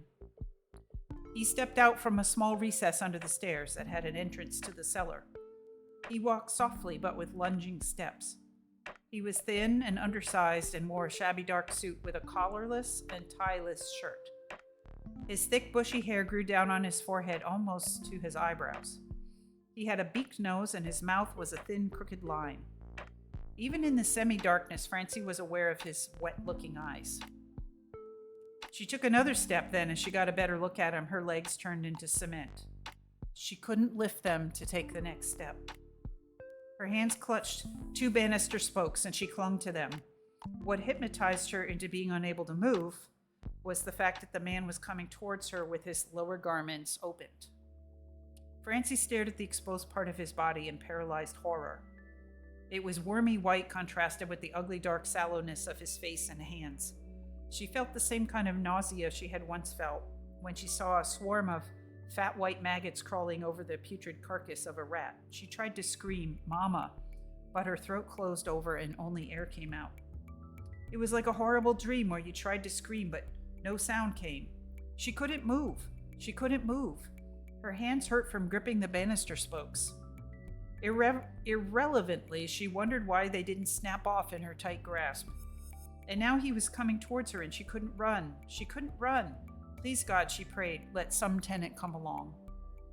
At this moment, Katie was walking down the stairs quietly with the bar of yellow soap in her hand. When she came to the top of the last flight, she looked down and saw the man coming at Francie and saw that Francie was frozen to the banister spokes. Katie made no sound. Neither one saw her. She turned quietly and ran up the 2 flights to her flat. Her hand was steady as she took the key from under the mat and opened the door. She took precious time, not aware of what she was doing, to set the cake of yellow soap on the washtub cover. She got the gun from under the pillow, aimed it, and keeping it aimed, put it under her apron. Now her hand was trembling. She put the other hand under her apron and steadied the gun with her 2 hands. Holding the gun in this way, she ran down the stairs. The murderer reached the foot of the stairs, rounded it, leaped up the 2 steps, and quick as a cat, threw one arm around about Francie's neck and pressed his palm to her mouth to prevent her screaming. He put his other arm around her waist and started to pull her away. He slipped, and the exposed part of his body touched her bare leg. The leg jerked as though a live flame had been put to it. Her legs came out of the paralysis then, and she kicked and struggled. At that, the pervert pressed his body close to hers, pinning her against the banister. He began undoing her clenched fingers one by one. He got one hand free, forced it behind her back, and leaned hard against it while he started to work on her other hand. There was a sound. Francie looked up and saw her mother running down that last flight of stairs. Katie was running awkwardly, not balancing well on account of having both hands clutched under her apron. The man saw her. He couldn't see that she had a gun. Reluctantly, he loosed his hold and backed down the 2 steps, keeping his wet eyes on Katie. Francie stood there, one hand still gripping the banister spoke. She couldn't get her hand opened. The man got off the steps, pressed his back to the wall, and started sliding against it to the cellar door. Katie stopped, knelt on a step, pushed her apron bulge between 2 banister spokes, stared at the exposed part of his body, and pulled the trigger. There was a loud explosion and the smell of burnt cloth as the hole in Katie's apron smoldered. The pervert's lip curled back to show broken, dirty teeth. He put both hands on his stomach and fell. His hands came away as he hit the floor, and blood was all over that part of him that had been worm white. The narrow hall was full of smoke. Women screamed, doors banged open. There was the sound of running feet in the halls. People in the street started pouring into the hall. In a second, the doorway was jammed and no one could get in or out. Katie grabbed Francie's hand and tried to pull her up the stairs, but the child's hand was frozen to the spoke. She couldn't open her fingers. In desperation, Katie hit Francie's wrist with the gun butt, and the numb fingers relaxed at last. Katie pulled her up the steps and through the halls. She kept meeting women coming out of their flats. "What's the matter? What's the matter?" they screamed. It's all right now, Katie told them. Francie kept stumbling and going to her knees. Katie had to drag her on her knees the length of the last hall. She got her into the flat and onto the couch in the kitchen. Then she put the chain bolt on the door. As she put the gun down carefully next to the bar of yellow soap, her hand accidentally touched the muzzle. She was frightened when she found it warm. Katie knew nothing about guns. She had never shot one before. Now she thought the heat might make the gun go off by itself. She opened the washtub cover and threw the gun into the water in which some soiled clothes were soaking. Because the bar of yellow soap was mixed up with the whole thing, she threw that in after the gun. She went to Francie. "Did he hurt you, Francie?" "No, Mama," she moaned. "Only it touched my leg." "Where?" Francie pointed to a spot above her blue sock. The skin was white and unharmed. Francie looked at it in surprise. She had an idea that the skin would be eaten away there. "There's nothing the matter with it," Mama said. "But I can still feel where it touched," she moaned and cried out insanely. "I want my leg cut off." People pounded on the door, demanding to know what had happened. Katie ignored them and kept the door bolted. She made Francie swallow a cup of scalding hot black coffee. Then she walked up and down the room. She was trembling now. She didn't know what to do next. Neely had been loitering on the street when the shot sounded. When he saw people crowding into the hallway, he too worked his way in. He got up on the stairs and looked over the banisters. The pervert was huddled where he had fallen. The crowd of women had torn the trousers from his body, and all who could get near were grinding their heels into his flesh. Others were kicking at him and spitting on him. All were shrieking obscenities at him. Neely heard his sister's name. "Francie Nolan? You sure, Francie Nolan? I tell you, I see." Her mother went and, "Francie Nolan?" He heard the ambulance gong. He thought, "The ambulance gong? That's interesting." He thought Francie had been killed. He ran up the stairs sobbing. He pounded on the door screaming, "Let me in, Mama, let me in." Katie let him in. When he saw Francie lying on the couch, he bawled louder. Now Francie started to bawl. Stop it, Katie screamed. She shook Neely until he didn't have a sob left in him. "Run and get your father. Look all over until you find him." Neely found Papa in McGarrity's saloon. Johnny was just about to settle down to a long afternoon of slow drinking. When he heard Neely's story, he dropped his glass and ran out with him. They couldn't get back into the house. The ambulance was at the door, and 4 policemen were fighting a way through the crowd trying to get the ambulance doctor in. Johnny and Neely went through the next door cellar into the yard. Oh, this is clever. Johnny and Neely went through the next door cellar into the yard, helped each other over the board fence into their own yard, and climbed up on the fire escape. When Katie saw Johnny's derby looming up outside the window, she screamed and ran around frantically looking for the gun. Fortunately for Johnny, she had forgotten where she had thrown it. Johnny ran to Francie, and big as she was, he picked her up in his arms as though she were a baby. He rocked her and told her to go to sleep. Francie kept insisting that she wanted her leg cut off. "Did he get her?" asked Johnny. "No, but I got him," Katie said grimly. "Did you shoot him with a pistol?" "With what else?" She showed him the hole in her apron. "Did you shoot him good?" "As good as I could, but she keeps talking about her leg. Her eye slid towards Neely. "Well, touched her leg." She pointed to the spot. Johnny looked, but he saw nothing. "That's too bad it had to happen to her," Katie said. "She's such a one for remembering. She might never get married remembering." "We'll fix that leg," promised Papa.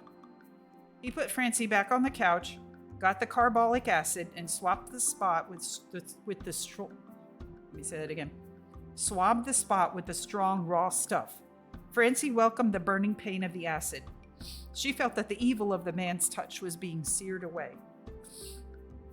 Someone pounded at the door. They remained quiet and unanswering. They wanted no outsiders in their home at this time. A strong Irish voice called, "Open up the door, 'tis the law now." Katie opened the door. A policeman walked in, followed by an ambulance intern carrying a bag. The cop pointed to Francie. "This the kid he tried to get?" "Yes." "Doc here has to make an examination." "I won't allow it," protested Katie. "It's the law," he answered quietly. So Katie and the intern took Francie into the bedroom, and the terrified child had to submit to the indignity of an examination. The jaunty intern made a quick and careful examination. He straightened up and started to put his instruments back into the bag. "She's okay. He never got near her." He took her swollen wrist in his hand. "How did this happen?" "I had to hit her with the gun to make her let go of the banister," Katie explained. He noticed her bruised knee. "What's this?" "That's where I had to drag her along the hall." Then he got to the angry burn just above her ankle. "And what in the name of God is this?" "That's where her father washed her leg with carbolic acid where that man touched her." "My God," exploded the intern. "You trying to give her third-degree burns?" He opened the bag again, put cooling salve on the burn, and bandaged it neatly. "My God," he said again, "between the two of you, you did more damage than the criminal." He smoothed down Francie's dress, patted her cheek, and said, "You'll be all right, girlie. I'm going to give you something to put you to sleep. When you wake up, just remember that you had a bad dream. That's all it was, a bad dream. Here?" "Yes, sir," said Francie gratefully. Again, she saw a poised needle. She remembered something from a long time ago. She worried. Was her arm clean? Would he say, "That's a brave girl," he said as the needle jabbed. "Why, he's on my side," thought Francie hazily. She went to sleep immediately after the hypodermic. Katie and the doctor came out into the kitchen. Johnny and the cop were sitting at the table.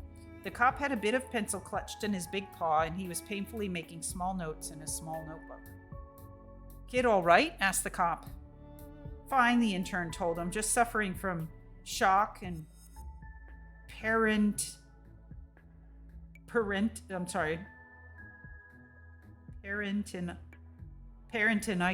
I think is what he says here."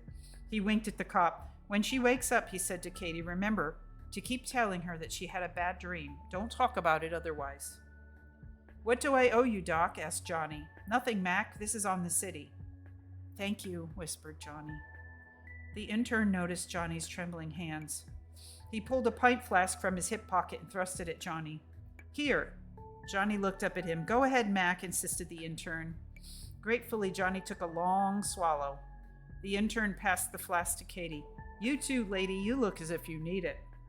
Katie took a big drink. The cop spoke up. "What do you take me for, an orphan?" When the intern got the flask back from the cop, there was only an inch left in it.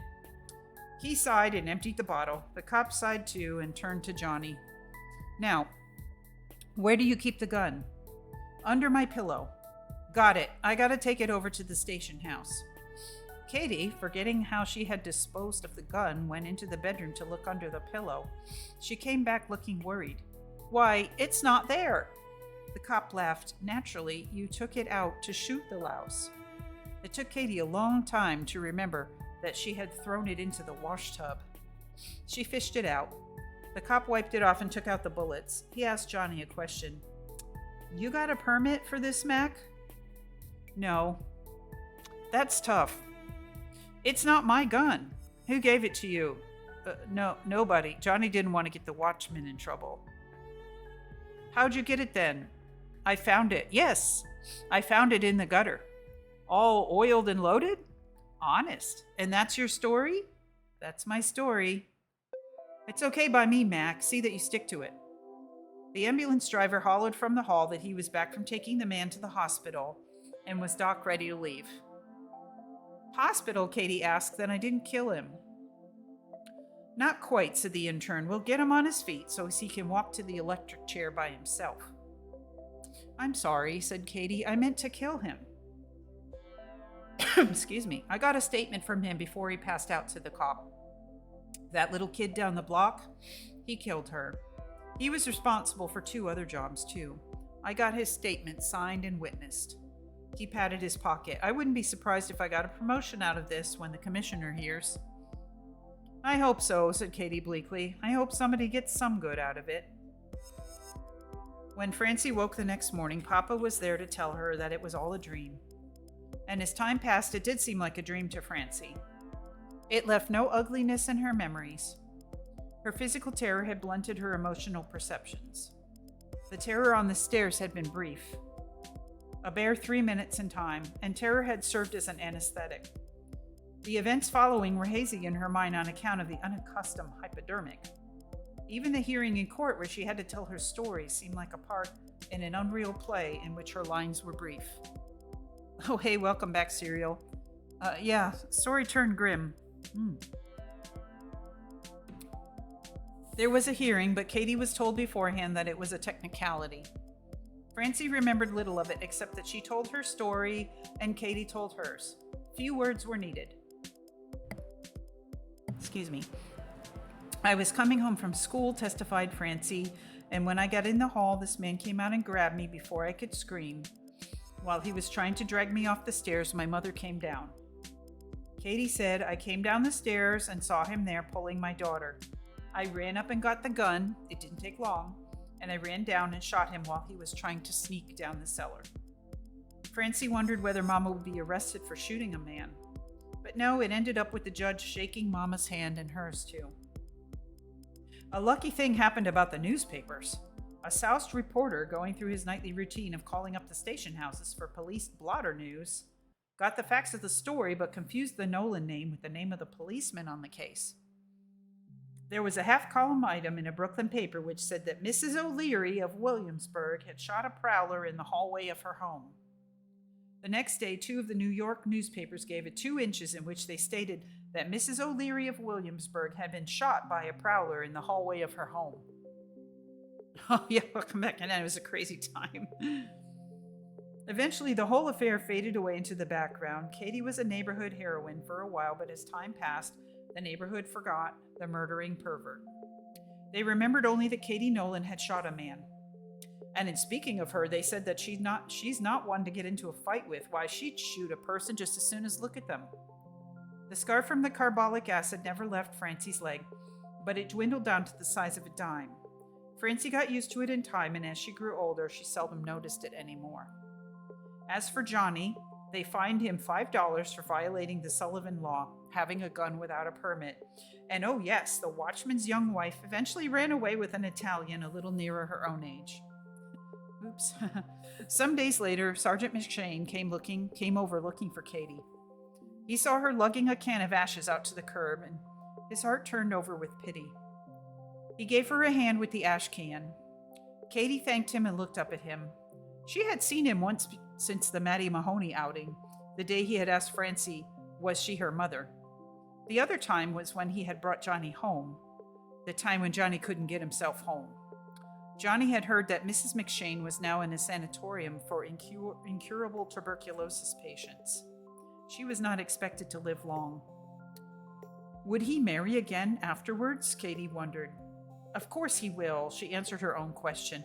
He is a fine-looking, upstanding man with a good job, and some woman will snap him up. He took off his hat while he spoke to her. Mrs. Nolan, the boys down at the station house, and I, and myself, do be thanking you for helping us out in the catching of the murderer. You're welcome, said Katie conventionally. And to show their appreciation, what did the boys do but pass the hat for you? He extended an envelope. Money? She asked. It is that. Keep it. Sure you'll be needing it with your man not working steady and the children needing this and that. That's none of your business, Sergeant McShane. You can see that I work hard and we don't need anything from nobody. Just as you say. He put the envelope back into his pocket, looking at her steadily all the while.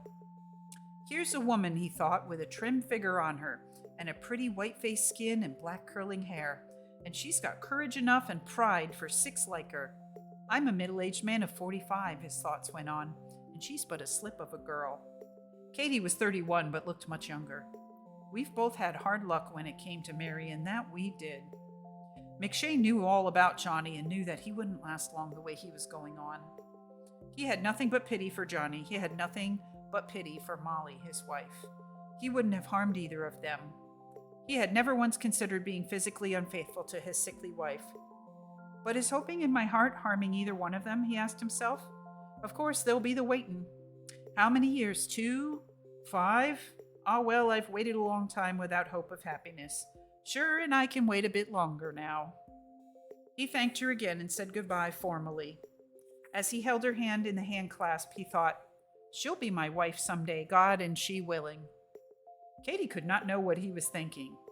Or could she? Maybe because something prompted her to call after him. I hope that someday you'll be as happy as you deserve to be, Sergeant McShane. Ooh, what a story. Oh my gosh, how much did you guys hear? I'm going to take a little break and make some more hot tea. This has gotten cold here, but I'm going to be saving it off. I brought over my cup for saving tea because this is not tea to be wasted. This is very precious. Yes, how much did you guys hear? Such a story. It's like one of the most interesting parts of the story when Katie shot someone. Exactly.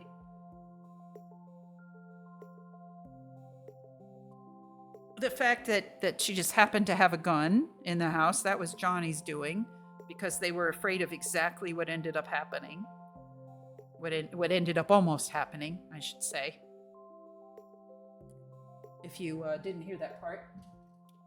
Johnny borrowed a gun from a night watchman friend because he was worried because the pervert prowler was still on the loose after having murdered a 7-year-old, and everything seemed to be going back to normal, but he was still worried, and Katie was still vigilant, and he had borrowed this gun, and he kept it under his pillow, and they never used it. And then Katie came home from a job she was doing to get some more soap, but also that she was still looking out for Francie to come home from school. Like, she was still watching for her. And even though, Francie was like 14 and she thought, she's old enough to take care of herself, we probably don't need to do that, but she still had the instinct to, to come home and check on her. And so that's how it all happened. Yeah. Very memorable part. A very memorable part of the story. Okay, I'm just letting this steep a little bit longer because it's the third time around.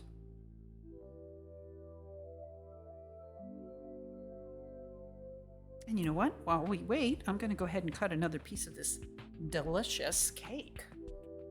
This is my kind of cake. It's super light, not too sweet, not greasy. You know how muffins can be like really, really oily? In fact, we just bought some muffins yesterday from Costco, and I didn't put them on the stream because, there was no need with all this other more holiday themed stuff. But, I think there's enough that I'll probably have one next week and you guys can see.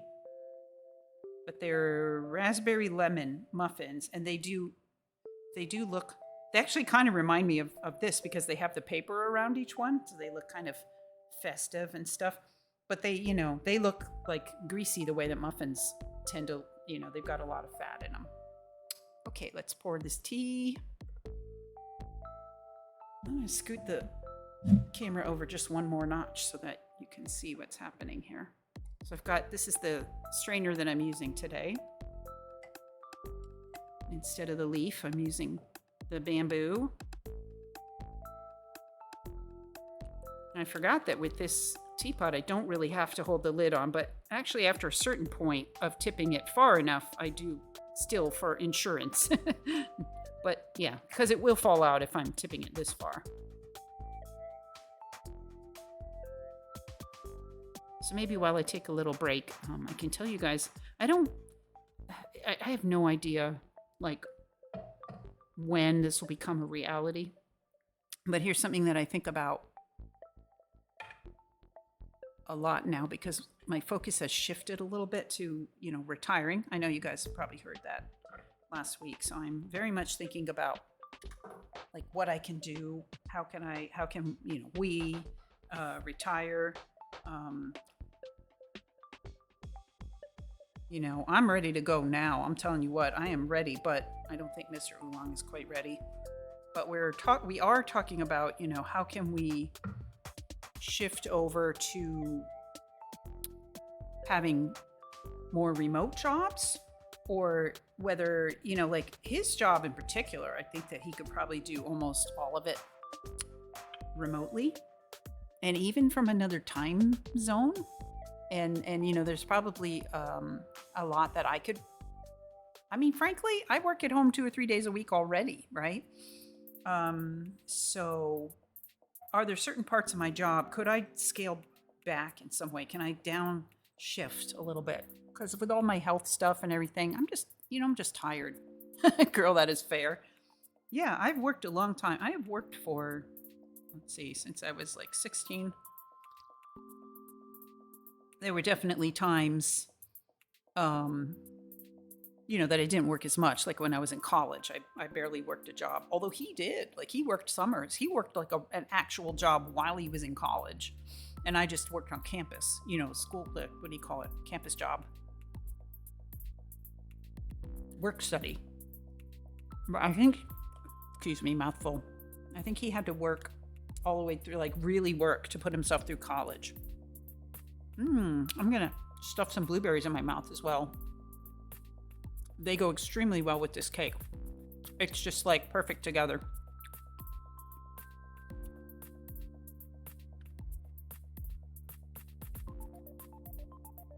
And then I know I had a few years where I wasn't working a, conventional job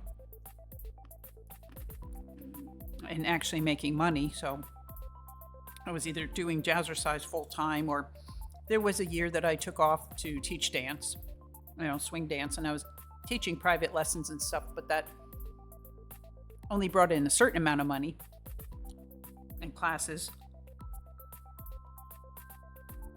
But anyways, my career has been more than 30 years.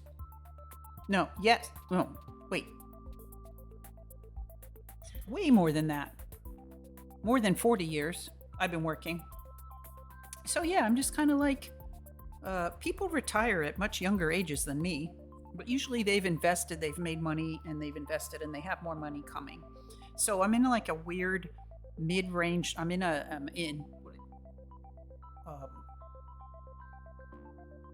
Okay, so the other thing is you start forgetting words. I'm in a limbo. Where I'm in that kind of weird in between place where I'm not old enough to claim Social Security and Medicare, but I think it would be fair to say that I'm old enough to think about retirement. So yeah, we're thinking about it. So part of what we're thinking of doing is to actually work remotely from another country, which would really, the countries we're thinking of would really, really get our expenses down. Like, especially because Hawaii is so expensive that the cost of living is literally less than half, of what it is here. And if you get rid of enough stuff, like one car, there goes your car insurance, and registration cost, and if you just kind of keep doing that, you end up with a lot more money as well. Your cost of living is so much less. Anyway, so that's kind of what we're thinking of doing. I don't know when we'll make that happen, but part of that process is getting rid of stuff. And so, this whole cabinet of teaware that I have, here's where I'm going with this. This whole cabinet of teaware that I have, I look at it and I'm like, I'm a little bit, like, of all the things that I own, I'm a little bit attached to some of these things. But even if we did get rid of almost everything and travel, let's say live like travelers full-time, digital nomads, you don't take that much with you. You take like a backpack and a carry-on each, or yeah, that's what they say is best. Like, what would I keep?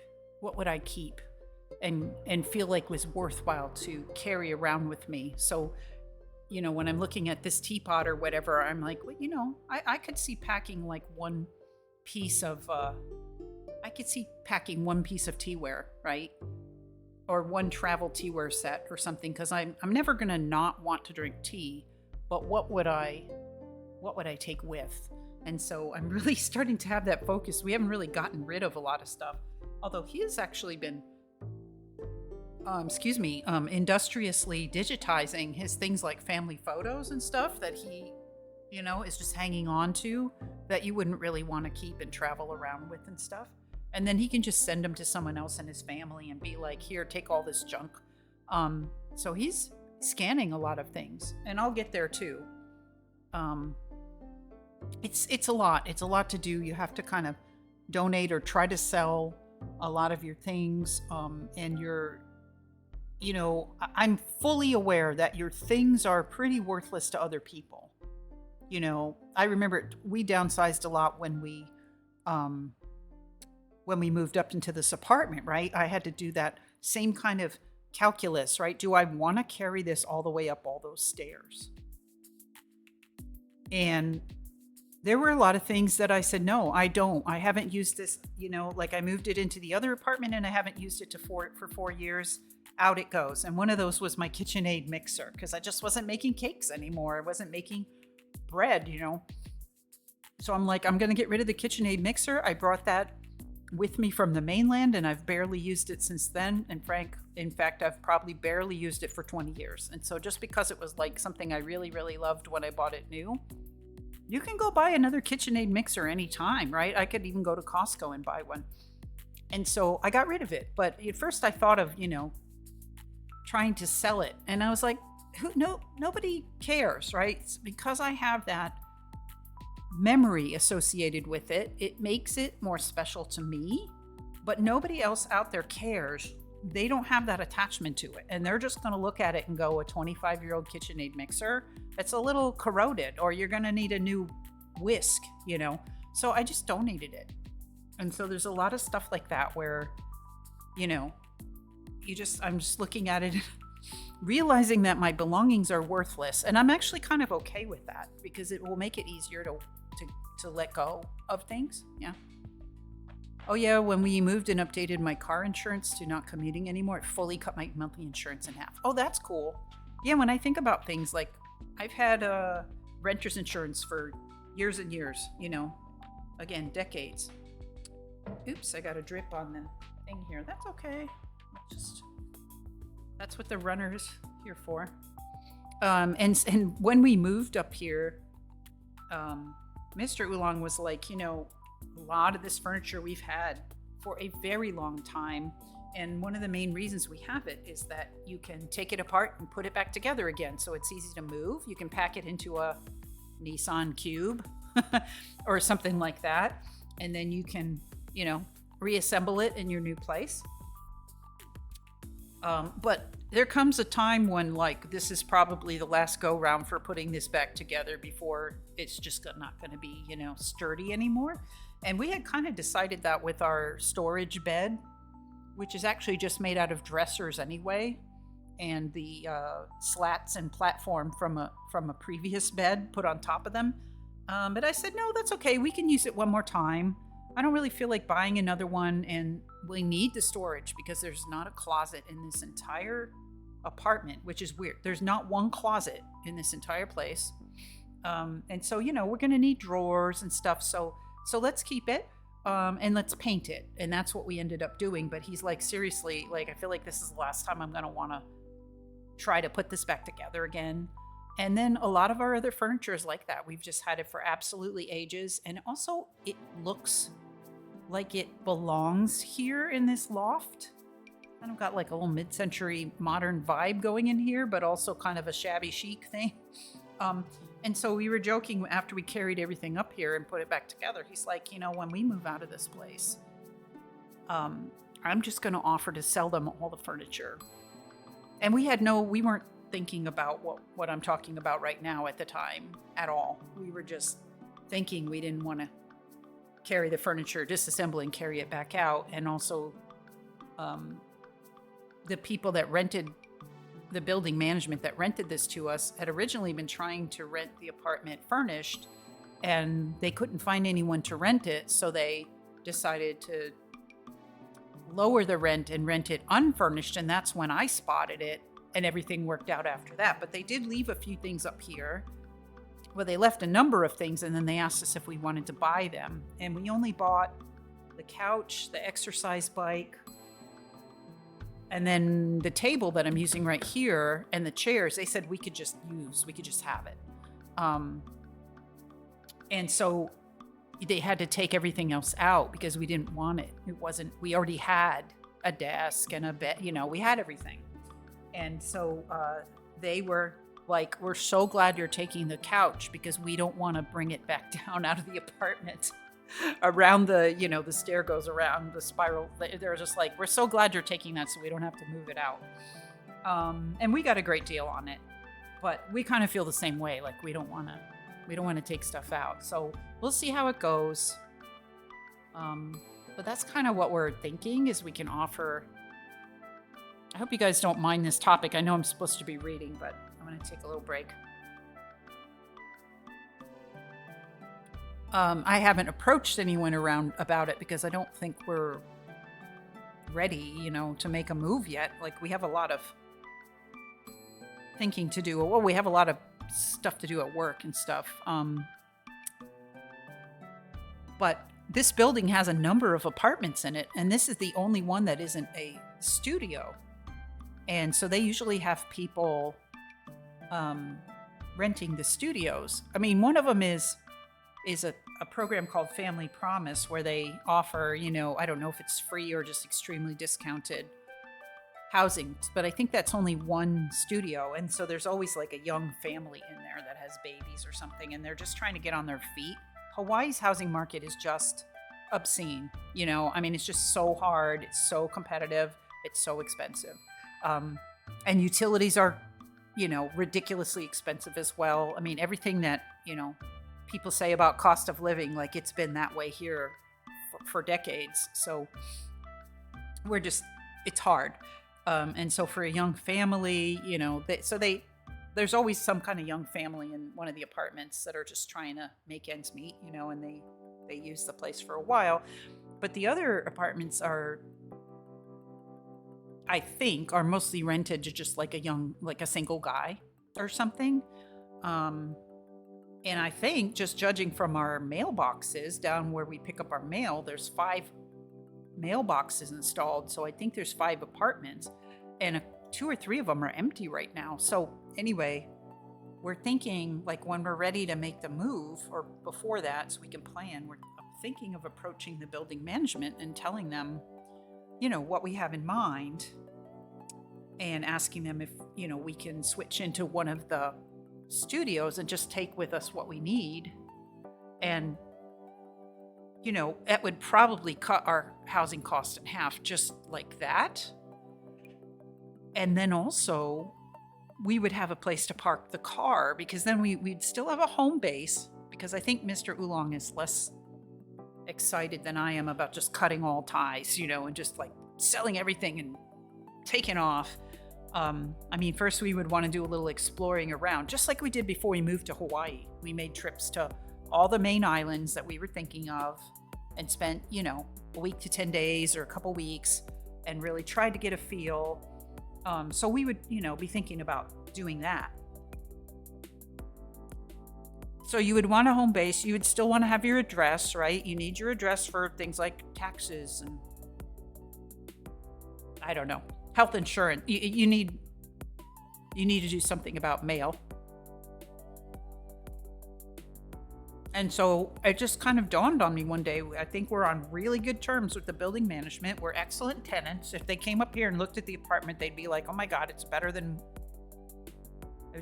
when you moved in." And so, I was thinking, like, we could ask them if they know of any studios coming open. Maybe they can let us know, and we can kind of plan ahead. And we can, just take what we need. Bed, I don't know, desk, whatever. Leave the rest up here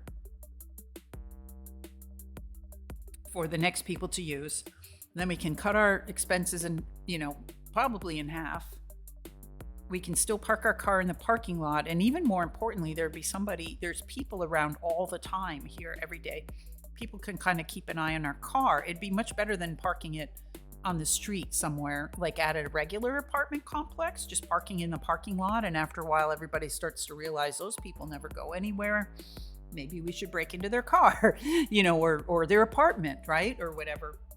But this place, because it's kind of in I don't want to say what kind of building it is, but let's just say there's people gathering here all the time, right? There's people coming and going, there's staff, there's cleaning people as well. And then there's the actual residents.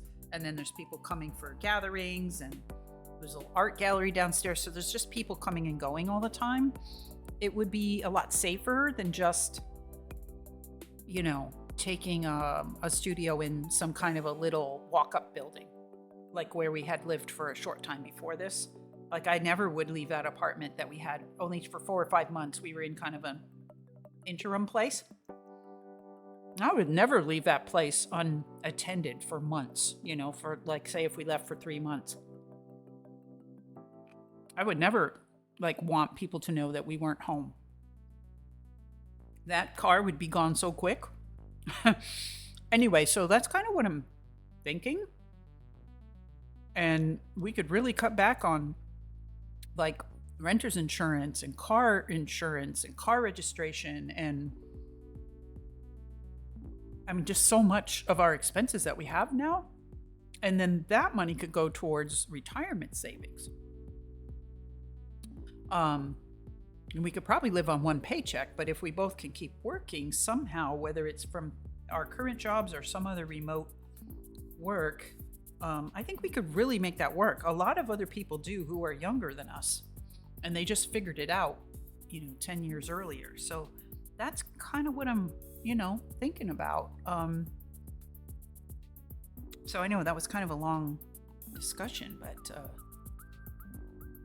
that has really got me looking around at the place and saying, we thought we trimmed down. Every time we move, we think we're getting rid of stuff. How is there still so much stuff left? How? And we haven't, I guess we did buy a couple pieces of furniture when we moved in here.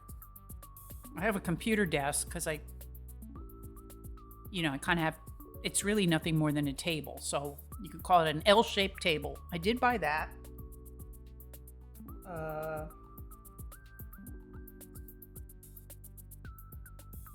And he bought himself a little rolling utility table. But as I look around, we haven't actually bought more furniture. I think we bought one extra fan. Anyway, we haven't really bought that much stuff. So why do we still have so much stuff? I thought I was just bringing with us the stuff that we would use, or that we, had been using. I got rid of so much clothes, but I still have more clothes than than I'm wearing. So we're starting to kind of look at our stuff and, be like, if we haven't used it and we've been here a year, right? So if we haven't used something in a year, we're probably not going to use it. And just start trimming back, and it can be done gradually. Sorry for the drip right here.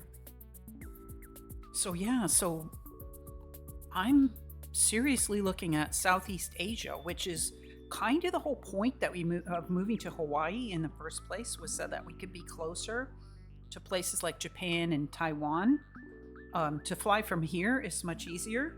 We've been here for 18 years and we still haven't gone to those places. Part of it was the pandemic, but part of it wasn't. After we got here, the traveling that we did was just to the US West Coast for a couple of various different things.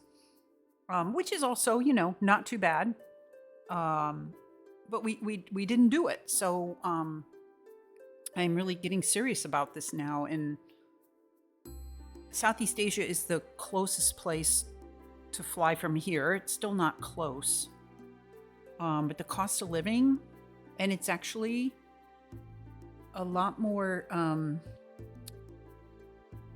technologically advanced and developed than people think it is. I mean, I know, I try to be open-minded, but I know I had never thought of like Malaysia as a potential place to live. But it's like their internet's better than what we have. Their infrastructure's better than it is in the United States. Their medical care is way better than what you can get here. And, it costs a lot less. Maybe not for the people who live there, but a Western salary, it's practically like, it's way, way cheaper. Anyway, so we're looking at that, but he doesn't really want to move to Malaysia. But he would be interested in Thailand. So we're looking seriously at Thailand, and we'd like to go on I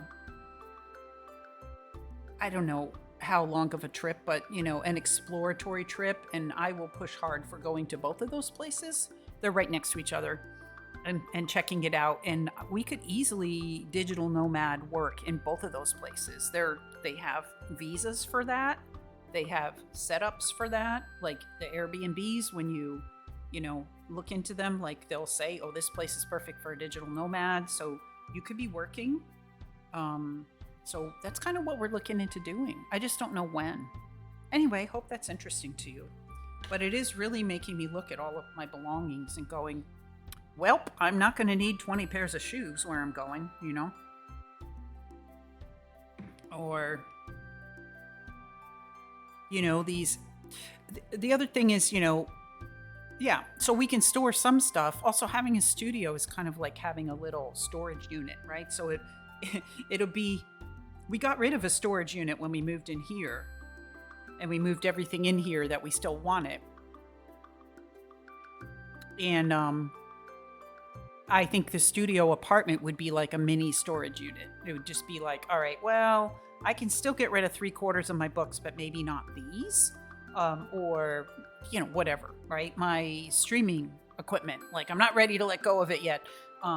Those things will stay, and everything else, you can trim, you can get rid of. So it could be kind of less of a shock, is what I'm thinking. Yeah. Sounds like a good plan. I had never been less attached to my belongings than when we moved. Is that what you were trying to say? Yes, I have certain things that I have real trouble letting go of. And then there's other things that you look at it and you're like, why do I even have this? I don't even remember that I had it. How long have I had? Why didn't I get rid of this the last time we moved, And that happens too. And so that's kind of the wavelength I'm on right now. I am definitely doing a ton of learning. I've started to learn words in Thai and how they're really supposed to be pronounced, which is fascinating as someone who's a complete, language enthusiast like I am. Like that's like a whole other area of fun stuff to learn. I'm learning so much about money that I had just never wanted, frankly, to pay attention to before, but now I have to. I'm learning about Social Security and Medicare. And that's not fun. That's not fun stuff to learn about, but it's very necessary. So, yeah. It's like a new phase. I feel like it's like a new phase in my life that I'm just going to have to go. I'm going to have to go in there, and I'm going to have to go, I'm either going to go kicking and screaming or I'm going to go willingly, but I have to turn the page and just like start looking at that. It's going to be a necessity, right? And I'll tell you what, we had somebody earlier at my work, and it was somebody that I didn't know, but I now know who he was. But at the time, I didn't know. But kind of early in my career, there was somebody that I worked with suddenly passed away, and he was only 58. And he was at work, and he had health problems. I don't know what they were, but he, was apparently started to feel really bad, asked somebody to drive him to the hospital, and that was it. Like, he didn't make it. They did surgery, and he never recovered. And he was 58 years old, which is younger than me. And then we also had, well, this was a special case, but one of my coworkers that I did know, she caught COVID early on, and she passed away like 2 weeks later. Like, boom. She'd been there 30 years. She wasn't that old, and she was just gone. And then there was another guy who was like a real mainstay, and he caught it, and he was in the hospital for like months. And then he came back, and he had an oxygen tank, that he was like pulling around behind him. Probably came back before he should have, but he's still around. But things happen, right? And he wasn't old enough to retire. And and my dad, he suddenly dropped dead at 68. He'd had his health issues. He'd had surgery on his aorta. He'd had alcoholism. He'd had like a failed pancreas. So he definitely had some issues. But he suddenly just dropped dead at 68 as well. He had like a bad day and literally was walking down the street. And I feel horrible about that, but at least I had talked to him 3 days earlier. And at least we, I didn't know it was coming, obviously, but I'd had a chance to, it's not like we hadn't been in contact or anything. We'd had a lovely conversation and stuff. I did find myself wondering after that conversation. I turned to Mr. Oolong and I said, what are we going to do with him? Like he's starting to sound like he needs help. He's very, very lonely. But also, he's not managing his life very well. And what are we going to do with him? Do we need to bring him over here? We were 2,000 miles away from him. So do we need to bring him to live with us? What? And then, the problem took care of itself. But oh my God, the guilt, that you feel after something like that. Oh, sorry if I'm bumming you guys out. It's just real talk, it's just life. So you get to a certain age and you're just like, I don't want that to happen to me. It could happen. It could certainly happen to him, to Mr. Oolong, because he's frankly, we met in our 20s and we didn't expect him to live this long. So we joked about growing old and stuff like that. And, growing old together. And he's like, oh, I'll be gone a long time before retirement or whatever. And now he's 62 and we're just like, what now? What now, dude? He's actually he's doing better than he was in like his 40s and 50s. But still, you got to think about stuff like that.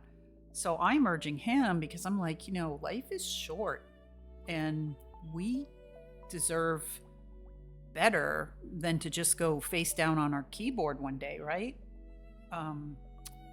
And there's, I think his job is less stressful than mine and he does less worrying because of who he is. Like, it's just not as much of a part of his personality, but that urgency is there for me. I'm like, I got to get him into a better situation. Not to make it sound like our situation's horrible, because it's not. We're comfortable, but we don't, looking at money going forward, like, we need to do better. For me, I'm kind of expecting to live 25 more years, but we don't know, we don't know that.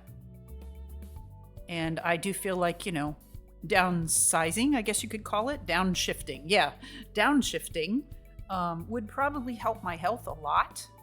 The stomach thing, could very well, it probably is tied to stress, quite likely. So, that's all in my mind. But I also want for him, I think he might be a little bit concerned about not feeling useful anymore, I guess you could say. And so I think we're going to have to work on that a little bit.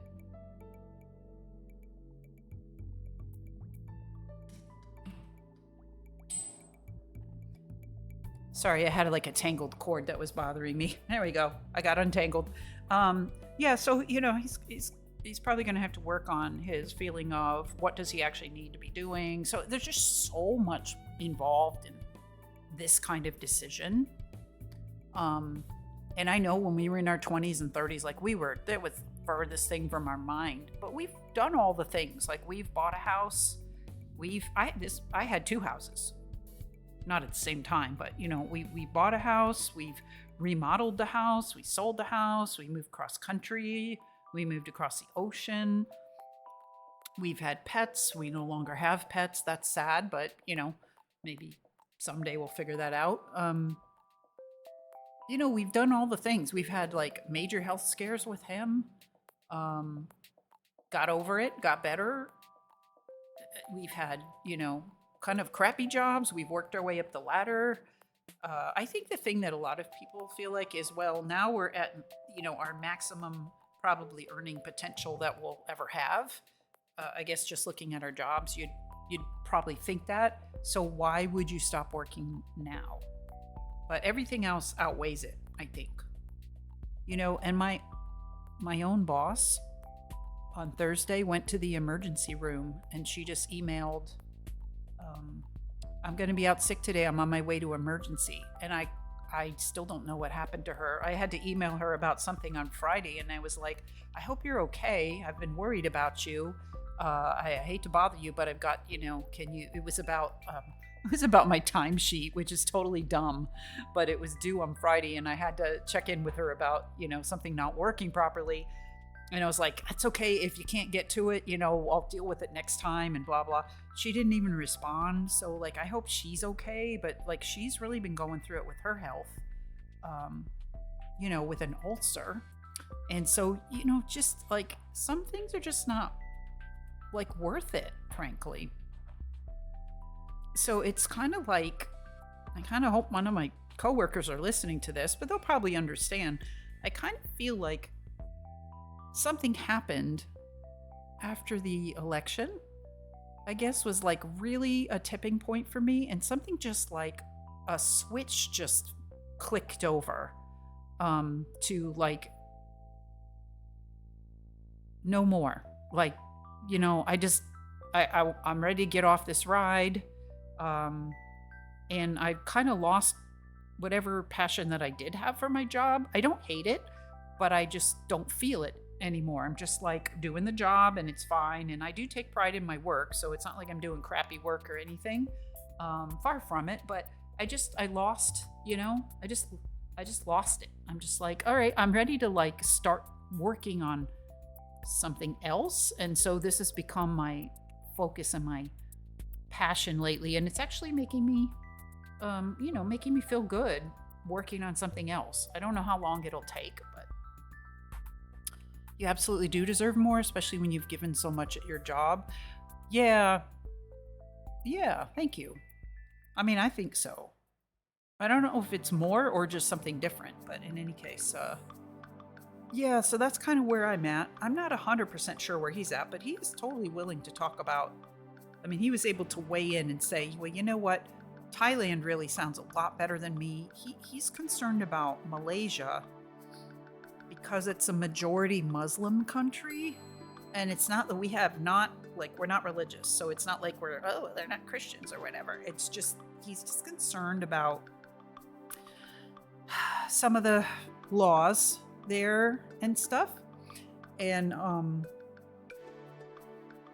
when I started mentioning like Thailand, he was like, oh, they're like 90% Buddhist or whatever. Like that would be so much better. And their different laws, they're extremely, they're like the most queer friendly, why can't I say it? LGBTQ plus friendly country in Southeast Asia. And, they have a much more open culture. And, so he was like that, that just sounds so much more comfortable. And they have a comparable level of things like, healthcare and Wi-Fi infrastructure and things like that. I was really excited about Malaysia, but anyways, I'm going to insist on visiting both. Who wouldn't want to move to Japan, right? That would, I don't know if there's obviously, but I feel like that would probably be our number one choice. I want to say obviously. Obviously, who wouldn't want to do that? Like, that's been our, fantasy all this time. While I'm chatting, I'm going to go ahead and make some more hot tea. But that's not very doable. And when you look at these different countries, a huge factor aside, if you can decide that you can afford to live someplace, you can look at the cost of living, you can look at, what it's like to live there and stuff. But what you cannot control is what that country has in place as far as arrangements. People don't seem to realize that as an American, you just can't walk in, land someplace and be like, I live here now, right? So you have to be able to get a visa, and there's different, there's different requirements and there's different options and stuff. And so, you have to look at that. That is a huge factor. And I think a lot of people don't. I mean, I know there was like all this talk about people wanting to move to Canada after the election. You can't do that. I mean, you can't just do that. And I think people don't realize that. And it's so funny because we complain about people coming here and just coming here and thinking they can live here. And then we don't like the same people, right? They don't picture themselves in that situation and go, gosh, I wonder if other countries wouldn't of course they'd let us live there. We're Americans. No, it's not like that. So, you seriously, you have to look at what kind of visas are available. Let me go back and read your chats. My last job really put into perspective just how little I was prioritizing my health, happiness, and family. The extraordinary amount of stress I felt was absolutely grinding me into the dust. Oh, Blueberry, I feel you. I have been there. Maybe not so much with this job. I mean, I've been there with this job, but my last job felt like it was eating me alive. So I knew what you mean. I just came to the realization that I'm perfectly happy with a job and not a career. And Serial says, yeah, I'd wondered if you weren't feeling very attached to your job lately, just from how you had been talking about it since the election. I think that is totally understandable. I hope you find what makes you feel inspired again. I hope so too. And 90% Buddhist sounds extremely chill. And then Texas says, Japan has business visas opportunities for foreigners right now. That's how Amanda and Graham are getting there. Yeah, they're going to open a business, right? There have been times that I've thought about moving to Canada, but the company that I work for does have a Canadian branch, so it's theoretically potentially possible. Oh, well, that's cool. I don't think the cost of living is much less, though. So if that's something that, that you're hoping that will be better, it probably wouldn't be better, right? So for us, that's a major factor, is like, we're going to be on, retirement income or lack thereof at some point, maybe not too far in the future. And so and I am guilty of not having saved very much money over the course of my career, because I've only been able to really save anything in the last, 3-4 years. And I think I've done well in 3 or 4 years. And I also got out of debt years ago. And so that all helps and stuff, but it doesn't, make up for the 20 years that I wasn't. If I had started saving back when everybody told me to, I would have I am not kidding, I'd have $1 million by now, which is what they say, which is what everybody says you need to be able to retire. But also, don't believe that either. It depends on where you retire and what you think you're still going to be spending in your retirement. And frankly,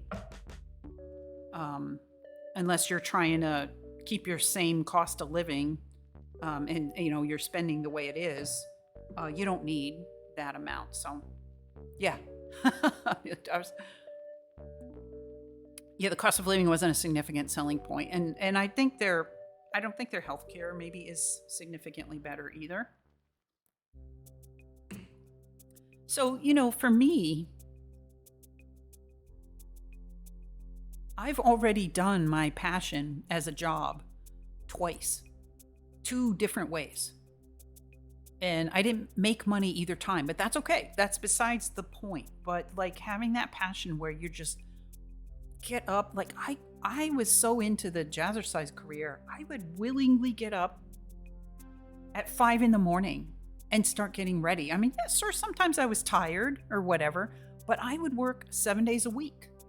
I would mop those floors. I would just, the only thing that was bad about it was the worry about the money, to be honest. But I absolutely thrived doing that. And it was looking back on it, it's like, it seems silly to say that, but like I really loved what I was doing and I was helping people.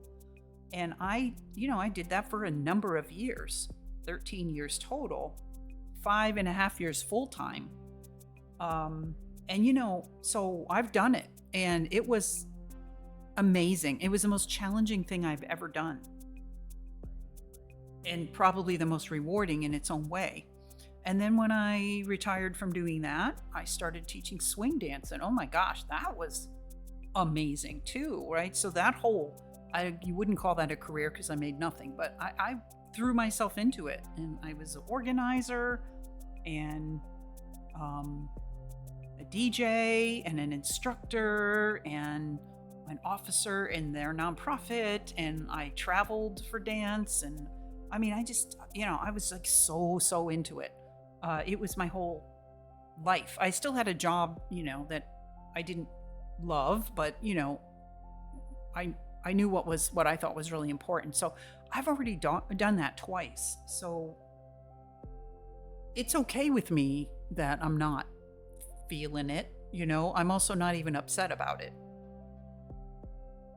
Although every once in a while now lately, I'll have like a day when things aren't, going that well. And I think it was a week ago, Tuesday or something. And I got upset about something and really felt pressure building. And I kind of shut my office door and took a few breaths. And I thought, is today the day that I quit? And it all worked out. By the end of the day, I talked to the people I was having a problem with, and, things actually got better. It took about another week for things to get better, but they did. And, so it's okay now. But, I was like, okay with that thought. I wasn't like, like I'm so, like everything's horrible. I just was like, I'm not attached. It's not the end of the world, My only concern is if I do leave there, I'm old enough now that it might be really hard to get hired somewhere else. And I think Mr. Oolong is feeling the same way. Like when I ask him about how does he feel about his job, he says, it's a job. I have my own, he's been there long enough. He is absolutely senior staff. We were just talking yesterday about how he can just walk in to the CEO's office or walk in on meetings that she's in, because if he's doing that, they know it's something important and they just let him in, so he's at a stage in his career there where he has a lot of say about stuff. So he doesn't feel powerless like I kind of do right now still. Still after 5 years, I still feel kind of powerless at my job.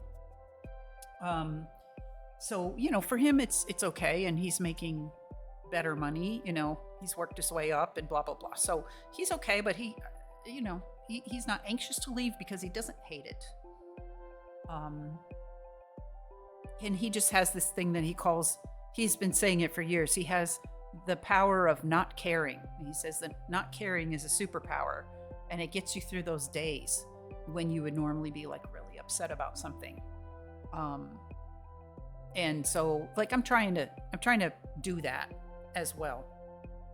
And it does help. Okay, well, thank you for listening to my TED Talk about priorities.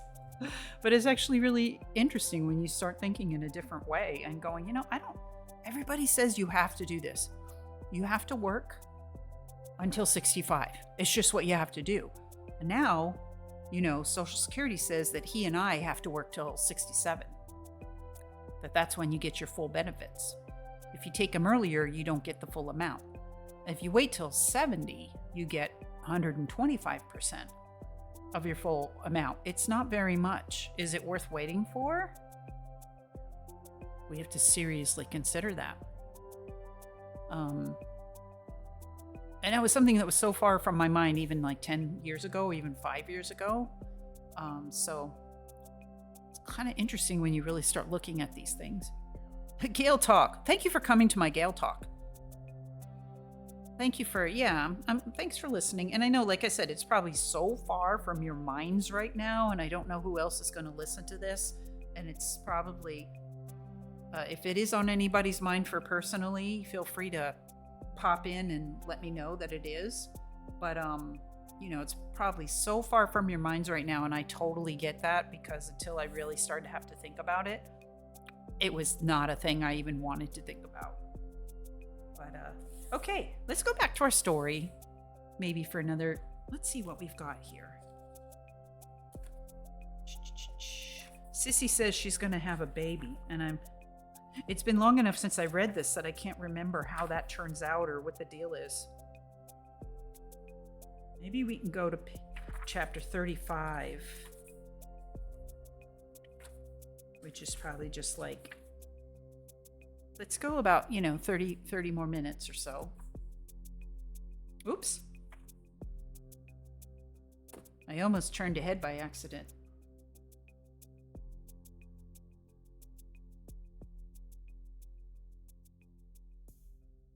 Okie dokie. Still enjoying this tea. Let me bring it up and show you. See if we can get a good shot. Oh, that's pretty good. Pretty good if I hold it over here. So you can see it's like somewhere between an amber color and a reddish brown color.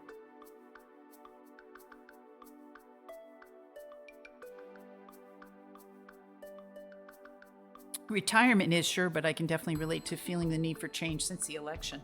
Yeah, it's like, I'm sorry to, be so dramatic about it, but it's like something snapped. We were off work for that whole week. And so I had a lot of time to just, cry it out or whatever, but something broke. And I just really started to think about, what am I doing with my life? And then the age and the retirement factor just, really came into focus, I guess.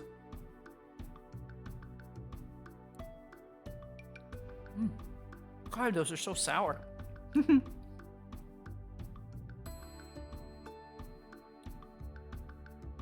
So I'm sorry that if you guys are feeling kind of stuck. I think when I was younger, if I were you guys right now,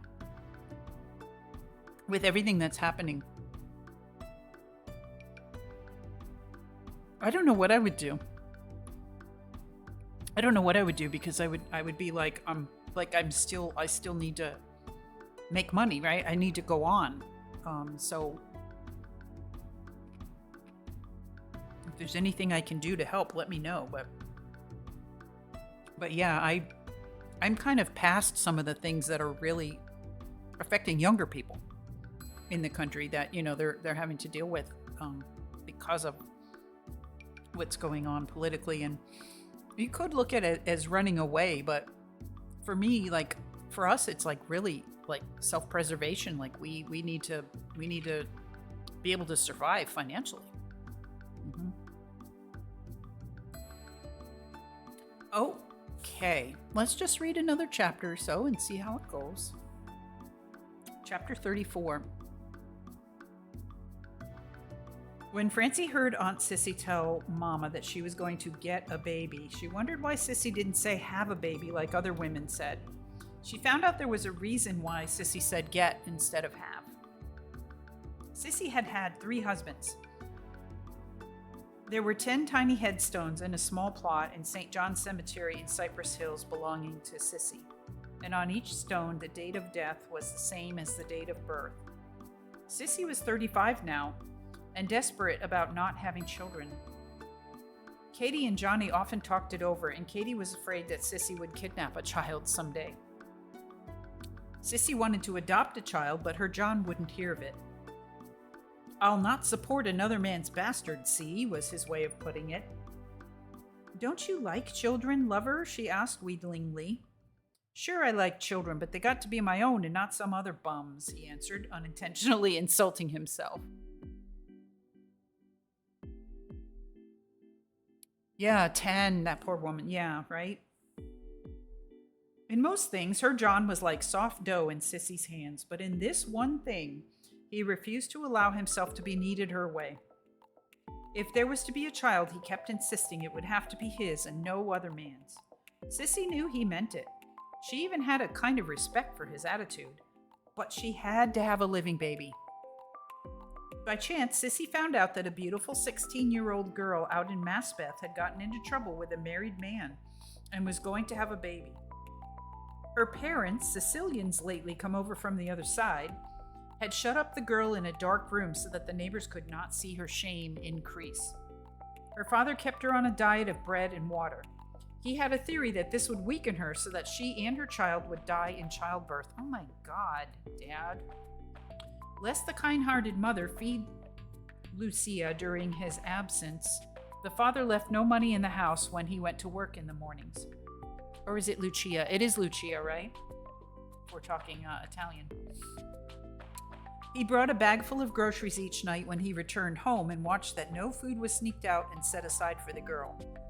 After the family had eaten, he gave the girl her daily ration of half a loaf of bread and a jug of water. Sissy was shocked when she heard this story of starvation and cruelty. She thought out a plan. Feeling as they did, she thought the family might be glad to give away the baby when it was born. She decided to have a look at the people. If they seemed, if they seemed normal and healthy, she'd offer to take the baby. The mother wouldn't let her into the house when she called. Sissy came back the next day with a badge pinned to her coat. She knocked on the door. When it was opened a crack, she pointed to the badge and sternly demanded admittance. The frightened mother, thinking Sissy was from the immigration department, let her in. The mother could not read, else she would have seen that the badge said Chicken Inspector. Sissy took charge. The mother-to-be was frightened and defiant, and also very thin from the starvation diet. Sissy threatened the girl's mother with arrest if she didn't treat the girl better. With many tears and in badly broken English, the mother told of the disgrace and of the father's plan to starve the girl and the unborn child to death. Sissy had a day-long talk with the mother and Lucia, the daughter. It was mostly in pantomime. At last, Sissy made it understood that she was willing to take the child off their hands as soon as it was born. When the mother understood finally, she covered Sissy's hand with grateful kisses. From that day, Sissy became the adored and trusted friend of the family. After her John left for work in the morning, Sissy cleaned up her flat, cooked a pot full of food for Lucia, and took it over to the Italian home. She fed Lucia well on a combination Irish-German diet. She had a theory that if the child absorbed such food before birth, it wouldn't be so much of an Italian. Sissy took good care of Lucia. On nice days, she took her out to the park and made her sit in the sun. During the time of her unusual relationship, Sissy was a devoted friend and a gay companion to the girl. Lucia adored Sissy, who was the only one in this new world who had treated her kindly. The whole family, except for the father, who didn't know of her existence, loved Sissy. The mother and other children gladly entered into a conspiracy to keep the father in ignorance. They locked Lucia up in her dark room again when they heard the father's step on the stairs. The family couldn't speak much English, and Sissy knew no Italian, but as the months passed, they learned some English from her, and she learned Italian from them, and they were able to talk together. Sissy never told her name, so they called her Statch Libty, after the lady with the torch, which had been the first thing they saw of America. Sissy took over Lucia, her unborn child, and the family. When everything was settled and agreed upon, Sissy announced to her friends and family that she was starting another baby. No one paid any attention. Sissy was always starting babies. She found an obscure midwife and paid her in advance for the delivery. She gave her a paper on which she had asked Katie to write her name, her John's name, and Sissy's maiden name. She told the midwife the paper was to be turned over to the Board of Health immediately after the birth. The ignorant woman who could not speak Italian, Sissy had made sure of that when she hired her, assumed that the names handed her were the names of the mother and father. Sissy wanted the birth certificate to be in order. Sissy was so realistic about her pregnancy by proxy that she simulated morning sickness in the beginning weeks.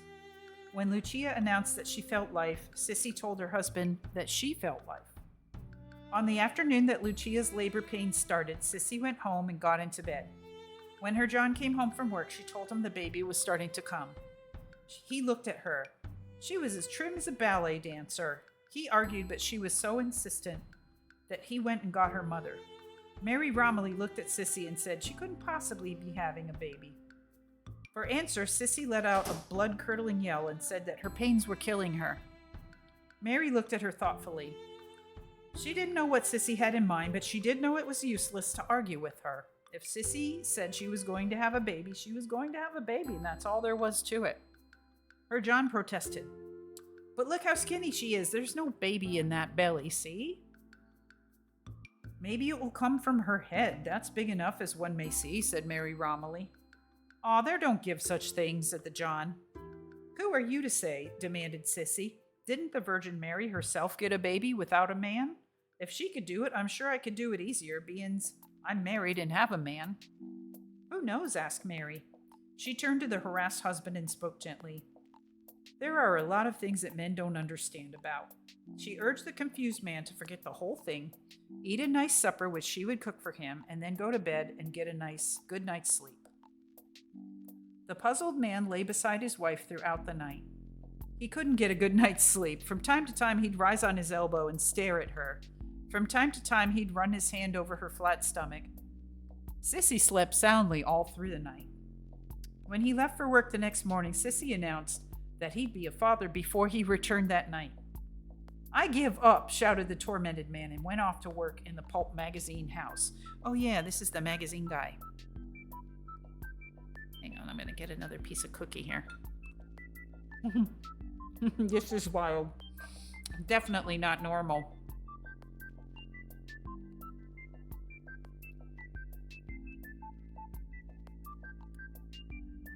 Sissy rushed over to Lucia's house. The baby had been born just an hour after the father had left. It was a beautiful, healthy girl. Sissy was so happy. She said Lucia would have to nurse the baby for 10 days to give it a start. Then she'd take it home. She went out and bought a roasting chicken and a bakery store pie. The mother cooked the chicken Italian style.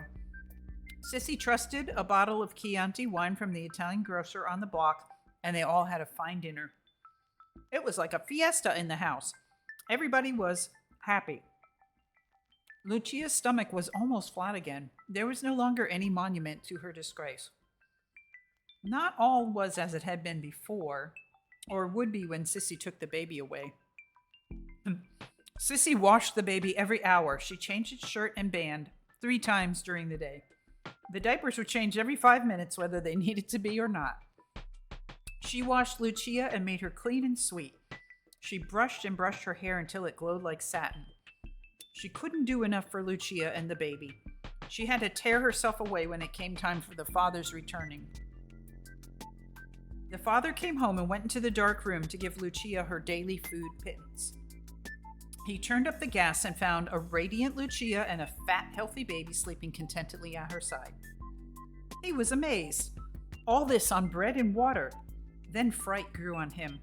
It was a miracle. Surely the Virgin Mary had intervened for the young mother. She had been known to work such miracles in Italy. Maybe he would be punished for treating his flesh and blood so inhumanly. Contrite, he brought her a plate heaped with spaghetti.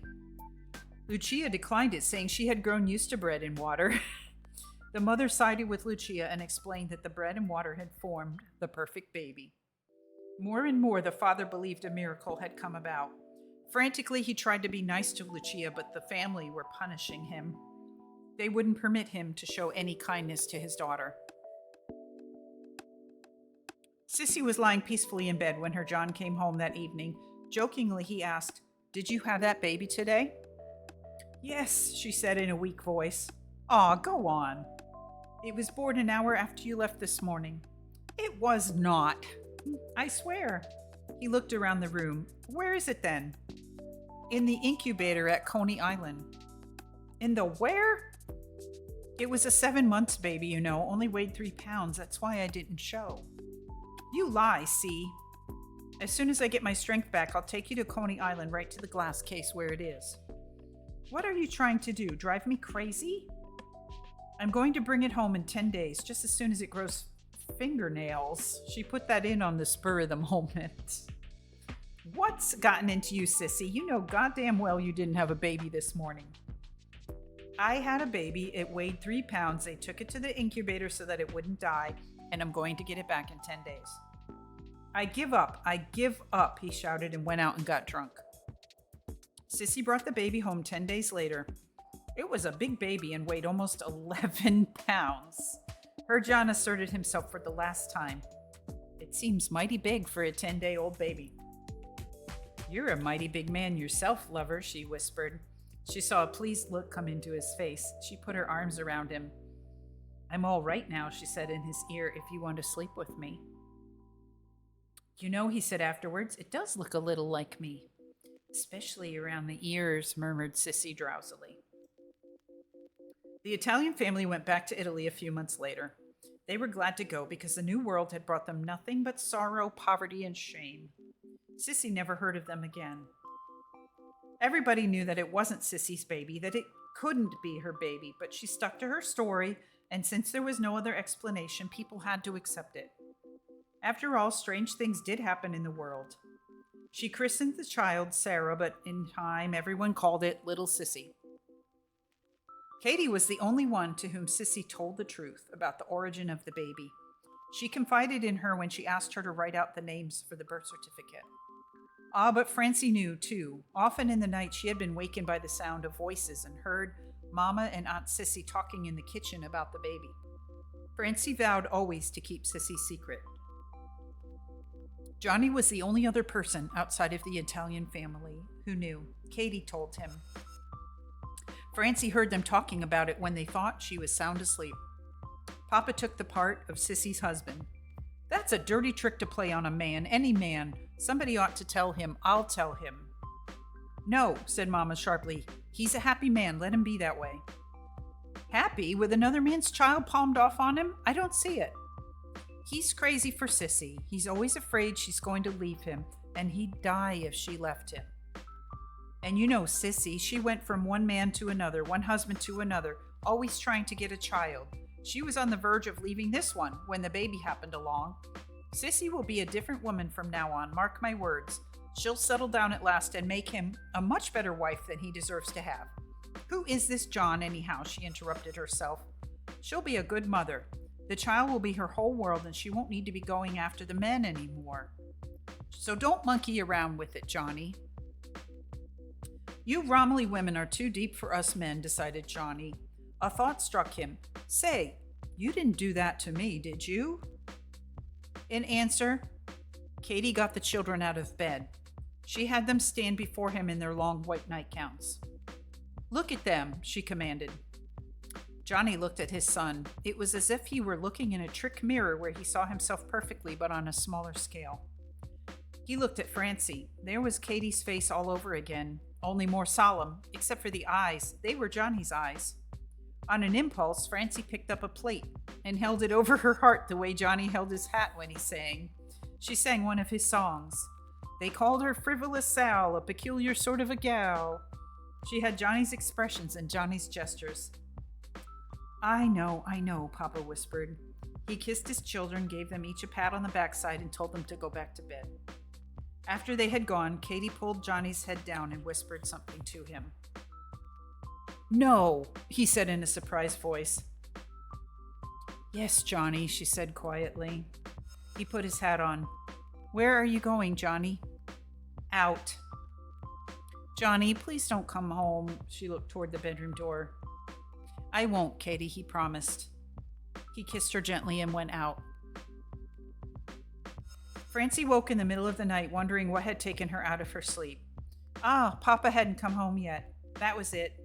She never slept soundly until she knew he had come home. Once awake, she started thinking. She thought of Sissy's baby. She thought of birth. Her thoughts went to birth's corollary, death. She didn't want to think of death, how everybody was born, but to die. While she was fighting off thoughts of death, they heard Papa coming up the stairs singing softly. She shivered when she heard that he was singing the last verse of Molly Malone. He never sang that verse. Never. Why?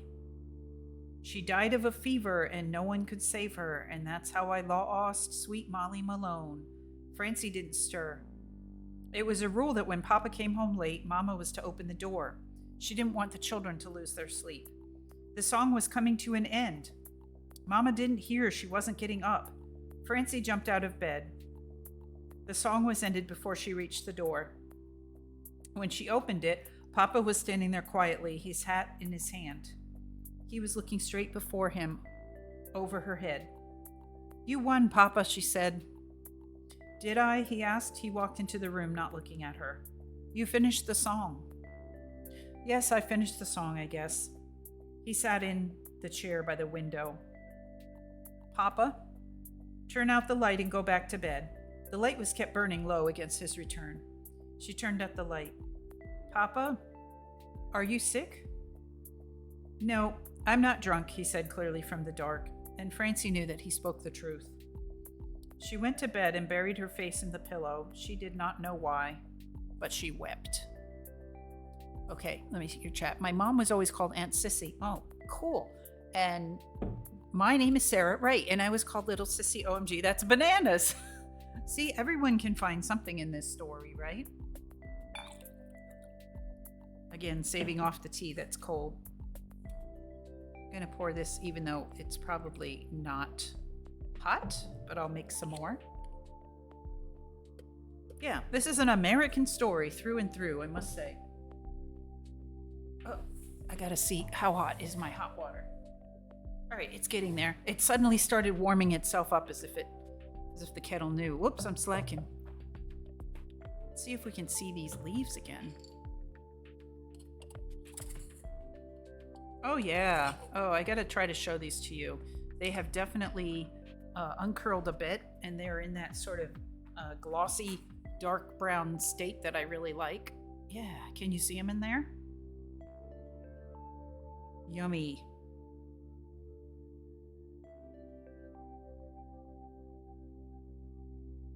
So again, normally you'd probably have a lot more tea leaves in here for this size of pot. If you wanted to do, true gong fu where you steep it pretty strong and pour it out very quickly. But I'm doing it a little bit, I'm doing it less strong. I am filling up the pot with water, and it's coming out great. It's just not like, hey, who's to say, right? Whether it's true gong fu style or not. We make the rules around here. Okay, so that's going to take a little while, though. Let's have a Pocky. For anyone who wasn't here, my coworker gave some peppermint Pocky, which is it's a crispy little biscuit stick, if anybody doesn't know.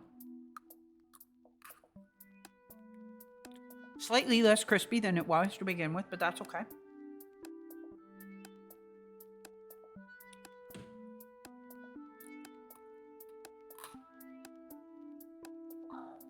I probably will buy some more noms later.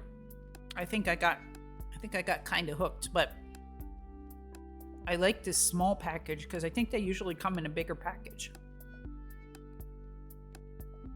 And it would be kind of easy to just eat a whole bunch of them. And, you really shouldn't. It's definitely gummy candy. It's candy. We'll have a couple Pocky while the tea is steeping.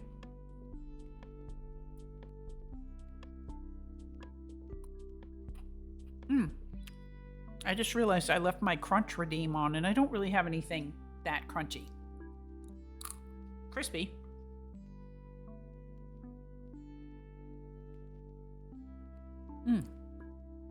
I really like the fact that the Pocky biscuit is really neutral flavored, because I know they make them in all kinds of flavors, right? Does anybody know if they make like cheese flavor Pocky? Ooh, pouring it out. I guess you can kind of see that from over here. Yeah, I don't know, but it does taste like it's a neutral enough, like the biscuit, it's not very sweet on its own. I'll just eat the bottom off of one first in a second here and see.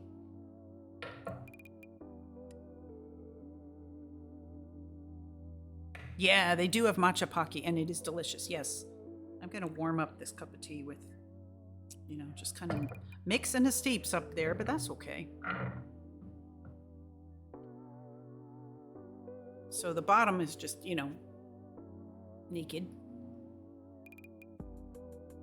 There we go. You can kind of see it's got some little, probably fake grill marks on it. I don't know how they bake these.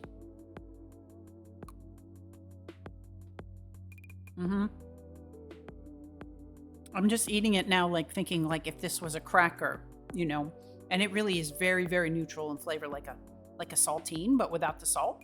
Yeah. That's very much what it tastes like, which is to say, not much, right? So I think it would be fine if it was a chocolate one or, cheese. Basically anything.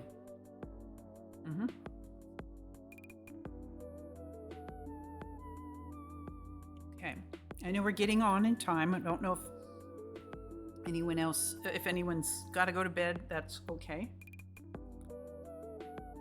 Frankly, I know I could probably put you to sleep with reading this if I don't get too dramatic in my rendition.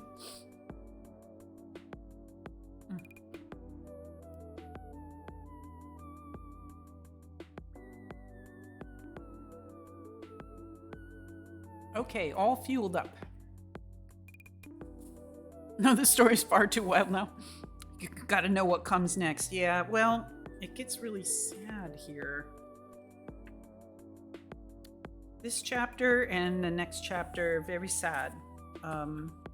So I hope you guys can handle it. Okay. I'll try reading one or possibly two chapters. So yeah, get your handkerchiefs ready. Does anybody use handkerchiefs anymore? I don't. They're very unsanitary, I think. Okay. Chapter 35. Once more, it was in the week before Christmas. Oh, okay, we're back to Christmas already. Perfect. Francie had just had her 14th birthday. Neely, as he put it, was waiting to turn 13 any moment. It looks as though it wouldn't be such a good Christmas. There was something wrong with Johnny. Johnny wasn't drinking.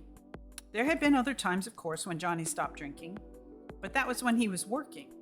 Now he wasn't drinking at all, and he wasn't working. And the wrong thing about Johnny was that he wasn't drinking, but he was acting like he was drinking. He hadn't spoken to his family in more than 2 weeks. Francie remembered the last time Papa had said anything to her was that night when he came home sober, singing the last verse of Molly Malone. Come to think of it, he hadn't sung since that night either. He came and went without speaking. He stayed out late nights and came home sober, and nobody knew where he spent that time. His hands were trembling badly. He could hardly hold the fork when he ate, and suddenly he looked very old. Yesterday he had come in while they were eating supper. He looked at them as though he was going to say something. Instead of speaking, however, he closed his eyes for a second and then went into the bedroom. He had no regular hours for anything. He came and went at odd hours of the day and night. When he was home, he spent the time lying on his bed, fully clothed with his eyes shut. Katie went about white and quiet. There was a foreboding about her, as though she was carrying tragedy within herself. Her face was thin and there were hollows under her cheeks, but her body was fuller. She had taken on an extra job in this week before Christmas. She got up earlier and worked faster at her flat cleaning and was finished in early afternoon. She rushed down to Gorling's, the department store at the Polish end of Grand Street, where she worked from 4 to 7, serving coffee and sandwiches to the salesgirls who were not allowed to take the time to go out for supper on account of the Christmas rush. Her family desperately needed that 75 cents that she earned each day. It was nearly 7 o'clock. Neely had come home from his paper route, and Francie was back from the library. There was no fire in the flat. They had to wait until Mama came home with some money with which to buy a bundle of wood. The children wore their coats and zipful caps, as it was very cold in the flat. Francie saw that Mama had wash on the line, and she pulled it in. The garments had frozen into grotesque shapes and didn't want to come in through the window. Ooh, that's an image, huh? Here, let me at 'em, said Neely, referring to a frozen suit of underwear. The legs of the long drawers had frozen in a spread-out position, and Neely's struggles did no good. "I'll break the damn thing's legs," said Francie. She whacked it fiercely and it cracked and collapsed. She pulled it in viciously. She looked like Katie at that moment. "Francie?" "Huh? You cursed." "I know it." "God heard you." "Oh, shoot." "Yes, he did." "Oh, I guess she meant, oh, shoot, like, not really." "Yes, he did. He sees and he hears everything." "Neely, do you believe that he looks right in this little old room?" "You betcha he does." "Don't you believe it, Neely. He's too busy watching all the little sparrows fall and worrying about whether the little buds will burst into flowers to have time to investigate us." "Don't talk like that, Francie." "I will so. If he went around looking into people's windows like you say, he'd see how things were. Here, he'd see that it was cold and that there was no food in the house. He'd see that Mama isn't strong enough to work so hard, and he'd see how Papa was, and he'd do something about Papa. Yes, he would." "Francie," the boy looked around the room uneasily. Francie saw that he was uneasy. "I'm getting too big to tease him," she thought. Aloud she said, "All right, Neely." They talked about other things until Katie came home. Katie came in with a rush. She had a bundle of wood blocks, which she had bought for 2 cents, a can of condensed milk and 3 bananas in a bag. She stuffed paper and wood into the range and had a fire going in no time. "Well, children, I guess we'll have to have oatmeal for supper tonight." "Again," groaned Francie. "It won't be so bad," said Mama. "We have condensed milk, and I bought bananas to slice on top." "Mama," ordered Neely, "don't mix my condensed milk with the oatmeal. Let it stay on top." "Slice the bananas and cook them with the oatmeal," suggested Francie. "I want to eat my banana whole," protested Neely. Mama settled the argument. "I'll give you each a banana and you eat it the way you want." When the oatmeal was cooked, Katie filled 2 soup plates full, set them on the table, punched 2 holes in the can of milk, and set a banana by each plate. "Aren't you going to eat, Mama?" asked Neely. "I'll eat after. I'm not hungry now," Katie sighed. Francie said, "Mama, if you don't feel like eating, why don't you play the piano so it's like a restaurant while we're eating?" "It's cold in the front room." "Light the oil stove," chorused the children. "All right." Katie took a portable oil stove from the cupboard. "Only you know I don't play so good." "You play grand, Mama," said Francie sincerely. Katie was pleased. She knelt to light the oil stove. "What do you want me to play?" "Come, little leaves," called Francie. "Welcome, sweet springtime," shouted Neely. "I'll play Little Leaves first," decided Mama, because I didn't give Francie a birthday present. She went into the cold front room. "I think I'll slice my banana on top of my oatmeal. I'll slice it very thin so that there's a whole lot of it," said Francie. "I'm going to eat mine whole," decided Neely, "and slow so that it lasts a long time." Mama was playing Francie's song now. It was one that Mr. Morton had taught the children. She sang to the music. "Come, little leaves," said the wind one day, "come o'er the meadows with me and play. Put on your dresses of red and gold." "Aw, that's a baby song," interrupted Neely. Francie stopped singing. When Katie finished Francie's song, she started to play Rubinstein's Melody in F. Mr. Morton had taught them that song too, calling it Welcome, Sweet Springtime. Neely started to sing. "Welcome, sweet springtime, we greet thee in song."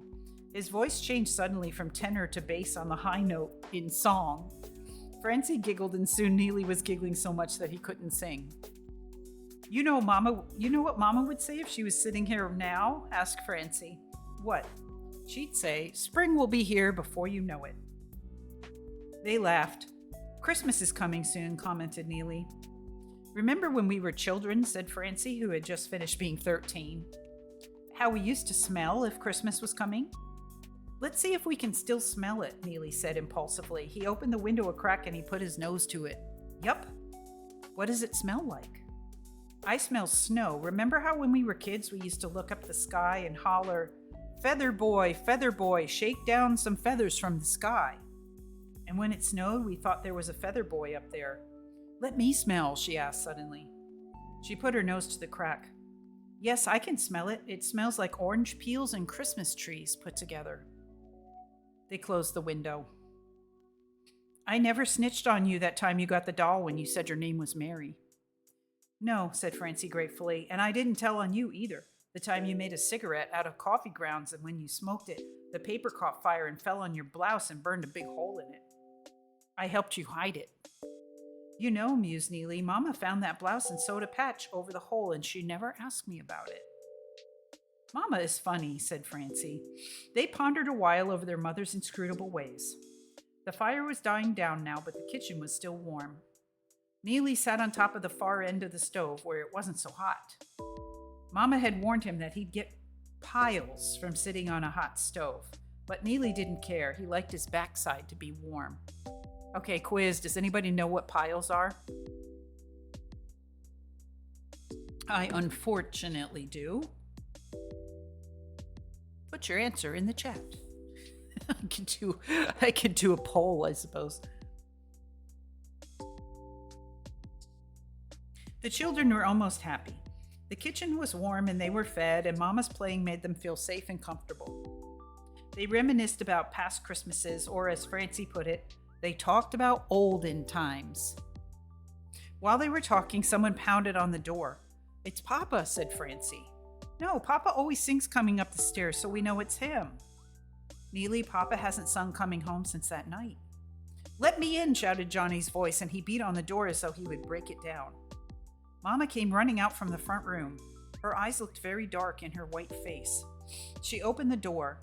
Johnny lunged in. They stared at him. They had never seen Papa looking like that. He was always so neat. And now his tuxedo jacket was dirty as though he had been lying in the gutter. And his derby hat was bashed in. He didn't own an overcoat or gloves. His cold red hands were trembling. He lunged to the table. No, I'm not drunk, he said. Nobody said, began Katie. At least I'm through with it. I hate it, I hate it, I hate it, he pounded the table. They knew he was speaking the truth. I haven't touched a drop since that night. He broke off suddenly. But no one would believe me anymore. No one. There, Johnny, said Mama soothingly. What's the matter, Papa? Asked Francie. Shh, don't bother your father, said Mama. She spoke to Johnny. There's coffee left from this morning, Johnny. It's nice and hot, and we've got milk tonight. I was waiting until you came home so that we could eat together. She poured coffee. We ate already, said Neely. Hush, Mama told him. She put milk into the coffee and sat opposite Johnny. Drink it, Johnny, while it's hot. Johnny stared at the cup. Suddenly, he pushed it from him, and Katie drew a sharp breath as it clattered to the floor. Johnny buried his head in his arms and sobbed shudderingly. Katie went to him. What's the matter, Johnny? What's the matter? She asked soothingly. Finally, he sobbed out. They threw me out of the waiters' union today. They said I was a bum and a drunk. They said they'd never give me another job as long as I live. He controlled his sobs for a moment, and his voice was frightened as he said, as long as I live. He wept bitterly. They wanted me to turn in my union button. He put his hand over the tiny green and white button he wore in his lapel. Francie's throat got tight as she remembered how he often said he wore it like an ornament, a rose. He was so proud to be a union man. But I wouldn't give it up, he sobbed. That's nothing, Johnny. You just get a good rest and get on your feet again, and they'll be glad to take you in.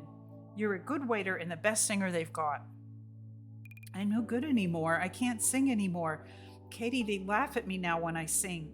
The last few jobs I had, they hired me to give the people a laugh. It's come to that now. I'm finished. He sobbed wildly. He sobbed as though he never could stop. Francie wanted to run into the bedroom and hide her head under the pillow. She edged toward the door. Mama saw her. Stay here, she said sharply. She spoke to Papa again. Come, Johnny, rest a while and you'll feel better. The oil stove is lit and I'll put it in the bedroom and it'll be nice and warm. I'll sit with you until you fall asleep. She put her arms around him. Gently, he put her arms away and went into the bedroom alone, sobbing more quietly. Katie spoke to the children. I'm going to stay with Papa for a while. Keep on talking or doing whatever you were doing. The children stared at her numbly. What are you looking at me like that for? Her voice broke. Nothing's the matter. They looked away. She went into the front room to get the oil stove. Francie and Neely did not look at each other for a long time. Finally, he asked, Do you want to talk about olden times? No, said Francie. It's an older British word for hemorrhoids, exactly, piles. Okay, sad, chapter number 36, get ready. I mean, it's already sad, right? So he's not drinking, but he can't function. And that's very sad. Chapter 36. Johnny died 3 days later. He had gone to bed that night, and Katie had sat by him until he went to sleep. Later, she slept with Francie so as not to disturb him. Sometime during the night, he got up, dressed quietly, and went out. He did not return the next night. The second day, they began looking for him. They looked all over, but Johnny hadn't been in any of his accustomed haunts for a week. The second night, McShane came over to take Katie to a nearby Catholic hospital. On the way over, he told her, as gently as he could, about Johnny. Johnny had been found early that morning, huddled in a doorway. He was unconscious when a cop found him. His tuxedo jacket was buttoned up over his undershirt, and the cop saw the St. Anthony's medal around his neck and called up the Catholic hospital ambulance. There were no marks of identification on him. Later, the cop made his report at the station house and gave a description of the unconscious man. In the routine of checking the reports, McShane came across the description. His sixth sense told him who the man was. He went to the hospital and saw that it was Johnny Nolan. Johnny was still living when Katie got there. He had pneumonia, the doctor told her, and there wasn't a chance. It was merely a question of hours. Already he was in the coma that came before death. They took Katie to him. His bed was in a long corridor-like ward. There were 50 other beds in the ward. Katie thanked McShane and said goodbye. He went away knowing that she wanted to be alone with Johnny. There was a screen connoting dying around Johnny's bed. Now we get an ambulance. Or a siren. How timely, I would say, if it wasn't every 10 minutes. Okay. There was a screen connoting dying around Johnny's bed. They brought a chair for Katie, and she sat there all day watching him. He was breathing harshly, and there were dried tears on his face. Katie stayed there until he died. He had never opened his eyes. He had not spoken a word to his wife. It was night when she came home. She decided not to tell the children until the morning. Let them have a night's sleep behind them, she thought. One more night of griefless sleep. She told them only that their father was in the hospital and very sick. She said no more. There was something about the way she looked that discouraged the children from asking questions. Just as dawn came, Francie woke. She looked across the narrow bedroom and saw Mama sitting next to Neely's bed and looking down into his face. Her eyes were dark underneath, and she looked as though she had been sitting there all night. When she saw that Francie was awake, she told her to get up and get dressed right away. She shook Neely gently to awaken him and told him the same thing. She went out into the kitchen.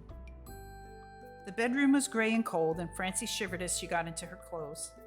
She waited for Neely, not wanting to go out to Mama alone. Katie was sitting by the window. They came before her and stood waiting.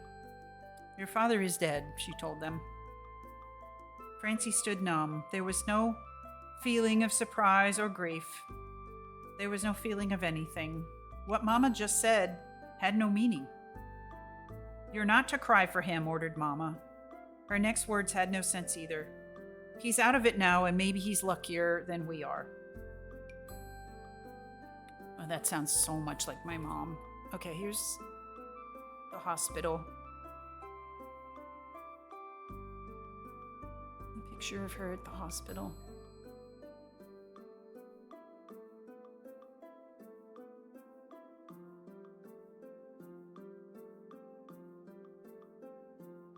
Okay. An orderly at the hospital was in the pay of an undertaker whom he notified as soon as a death occurred. Okay, so he had a plant at the hospital. He had an inside man. This wide-awake undertaker gained an advantage over his competitors in that he went after the business while the others waited for the business to come after them. This enterprising fellow called on Katie early in the morning.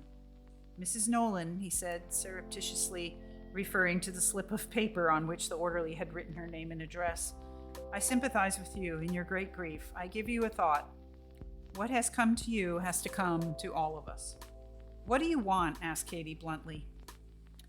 To be your friend, he hurried on before she could misunderstand. There are details connected with, the remains. Again, a quick look at the slip. Mr. Nolan. I ask you to look on me as a friend who brings comfort at a time when, I want you to leave everything in my hands. Katie understood. How much would you charge for a simple funeral? Now don't you worry about costs, he hedged. I'll give him a fine funeral. There's no man I respect it more than Mr. Nolan. He had never known Mr. Nolan. I'll make it my personal business to see that he gets the best there is. Don't worry about the money. He wet his lips. Oh, I won't, because there's none to worry about.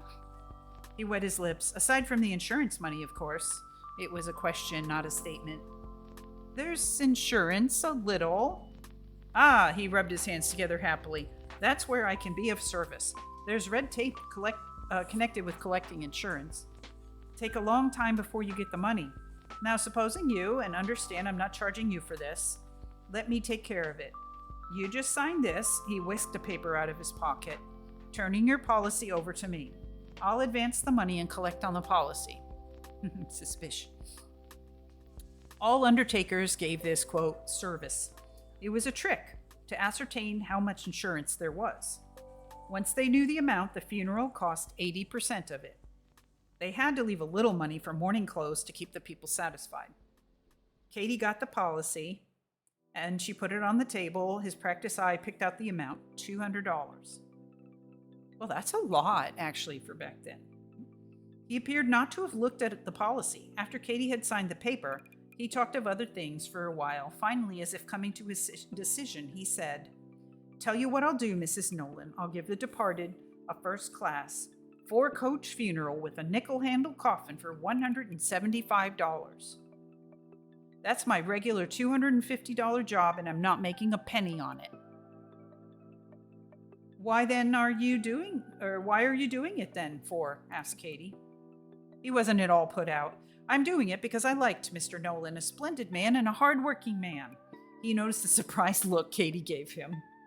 I don't know, she hesitated. 175. That includes the mass, too, he put in hastily. All right, said Katie dully. She was tired of talking about it.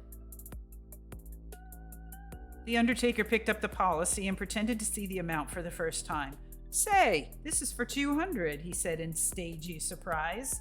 That means you got $25 coming to you after the funeral is paid. He dug into his pocket, stretching his leg out straight before him to do so. Well, I always say that a little cash comes in handy at a time like this. At any time, if you ask me, he chuckled understandingly. So I'll just advance you the balance out of my own pocket. He put $25 in new bills on the table. Katie thanked him. He wasn't fooling her, but she made no protest.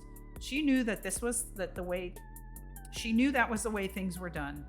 He was only working at his trade. He asked her to get the death certificate from the officiating doctor. And please inform them that I'll call for I'll come and get Mr. Nolan. When Katie went to the hospital again, she was taken to the doctor's office. The priest of the parish was there. He was trying to supply information for the making out of the death certificate. When he saw Katie, he made the sign of the cross and blessing and then shook her hand. Mrs. Nolan can tell you more than I can, said the priest. The doctor asked necessary questions, the full name and place of birth and date of birth and so on. Finally, Katie asked him a question. What are you writing down there, what he died from, Acute alcoholism and pneumonia.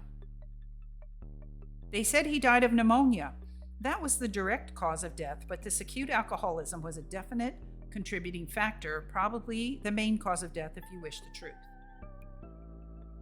I don't want you to write down, said Katie slowly and steadily, that he died from drinking too much. Write that he died of pneumonia alone. Madam, I have to state the entire truth. He's dead. What can it mean to you what he died of? The law requires... Look, said Katie, I got 2 nice children. They're going to grow up to amount to something. It isn't their fault that their father... that he died from what you said. It would mean a lot to me if I could tell them that their father died of pneumonia alone. The priest took a hand in it. You can do it, doctor, he said, without hurt to yourself and with benefit to others. Don't be kicking around of a poor lad that's dead and gone. Gosh, it seems like I should have said that in an Irish accent. Write down pneumonia, which is no lie, and this lady will be remembering you in her prayers for a long time to come. Besides, he added practically, it's no skin off your teeth. All of a sudden, the doctor recalled two things. He remembered that the priest was a member of the hospital board, and he remembered that he liked being head doctor at that particular hospital. All right, he conceded, I'll do it, but don't let it get around. It's a personal favor to you, Father. He wrote down pneumonia in the blank after cause of death, and it was nowhere on record that John Nolan had died a drunkard. Katie used the $25 to buy morning clothes. She bought Neely a new black suit with long pants. It was his first long pants suit, and pride, pleasure, and grief fought in Neely's heart. For herself, Katie got a new black hat and a 3-foot widow's veil according to the custom of Brooklyn. Francie got new shoes, which she had been needing for a long time anyhow. It was decided not to buy Francie a black coat as she was growing fast and it wouldn't fit her next winter. Mama said her old green coat would do with a black band around the arm. Francie was glad because she hated black and had worried lest her mother put her in deep mourning. The little money left over after the shopping was finished was put in the tin can bank.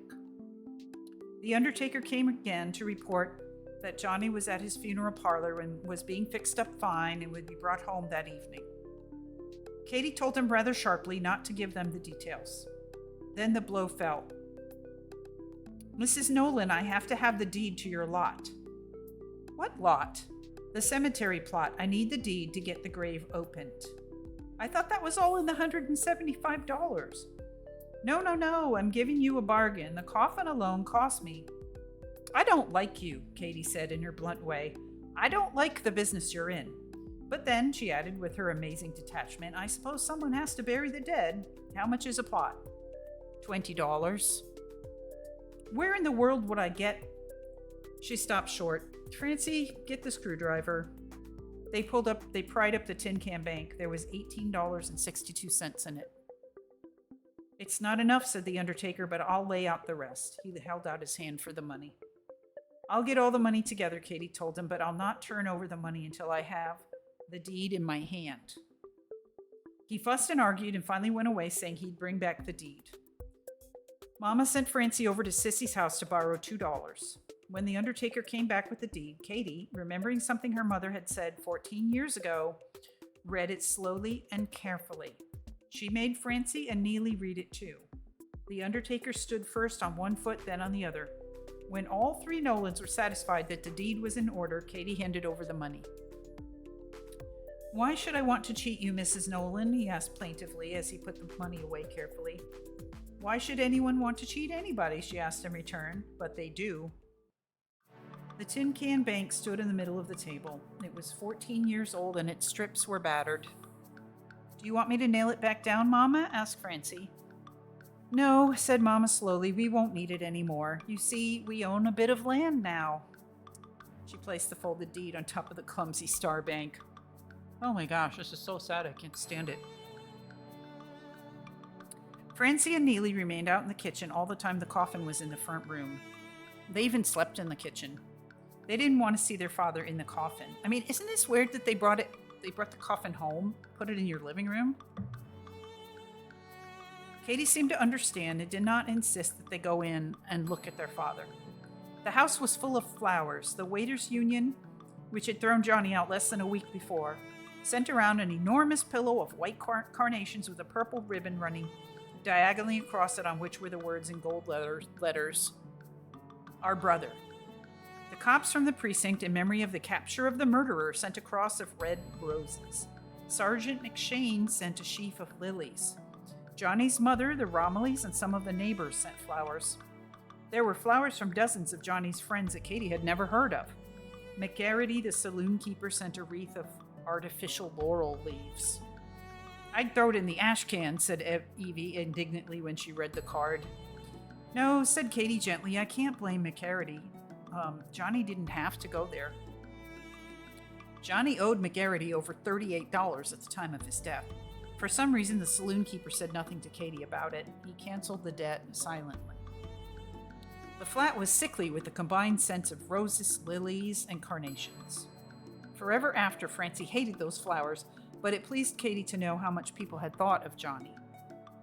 A few moments before they were to close the coffin lid on Johnny, Katie came out to the kitchen to the children. She put her hands on Francie's shoulders and spoke low. I heard some neighbors whispering. They said, "You won't look at your father because he wasn't a good father to you." "He was a good father," said Francie fiercely. "Yes, he was," agreed Katie. She waited, letting the children make their own decision. "Come on, Neely," said Francie. Hand in hand, the children went into their father. Neely looked quickly, then, afraid that he would start crying, he ran out of the room. Francie stood there with her eyes on the ground, afraid to look. Finally, she lifted her eyes. She couldn't believe that Papa wasn't living. He wore his tuxedo suit, which had been cleaned and pressed. He had on a fresh dickie and a collar with a carefully tied bow tie. There was a carnation in his lapel, and above it his union button. His hair was shining and golden and as curling as ever. One of the locks was out of place and had fallen down on the side of his forehead a little. His eyes were closed as though he were sleeping lightly. He looked young and handsome and well cared for. She noticed for the first time how finely arched his eyebrows were. His small mustache was trimmed and looked as debonair as ever. All the pain and grief and worry had left his face. It was smooth and boyish looking. Johnny was 34 years old when he died, but he looked younger now, like a boy just past 20. Francie looked at his hands crossed so casually over a silver crucifix. There was a circlet of whiter skin on his third finger where he used to wear the signet ring that Katie had given him when they married.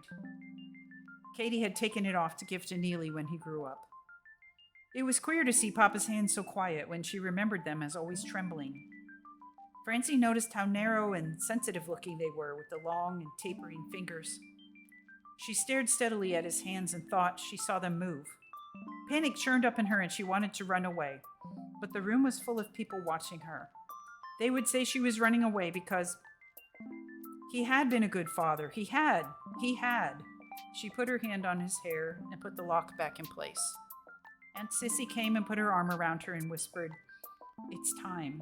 Francie stepped back to stand with Mama while they closed the lid. At the Mass, Francie knelt on one side of Mama and Neely on the other. Francie kept her eyes on the floor so that she wouldn't have to look at the flower-covered coffin standing on trestles before the altar. Excuse me. Once she stole a look at her mother. Katie was kneeling, staring straight ahead, her face white and quiet under the widow's veil. When the priest stepped down and walked around the coffin, sprinkling holy water at the four corners of it, a woman sitting across the aisle sobbed wildly. Katie, jealous and fiercely possessive even in death, turned sharply to look at the woman who dared weep for Johnny. She looked well at the woman, then turned her head away. Her thoughts were like torn bits of paper floating around.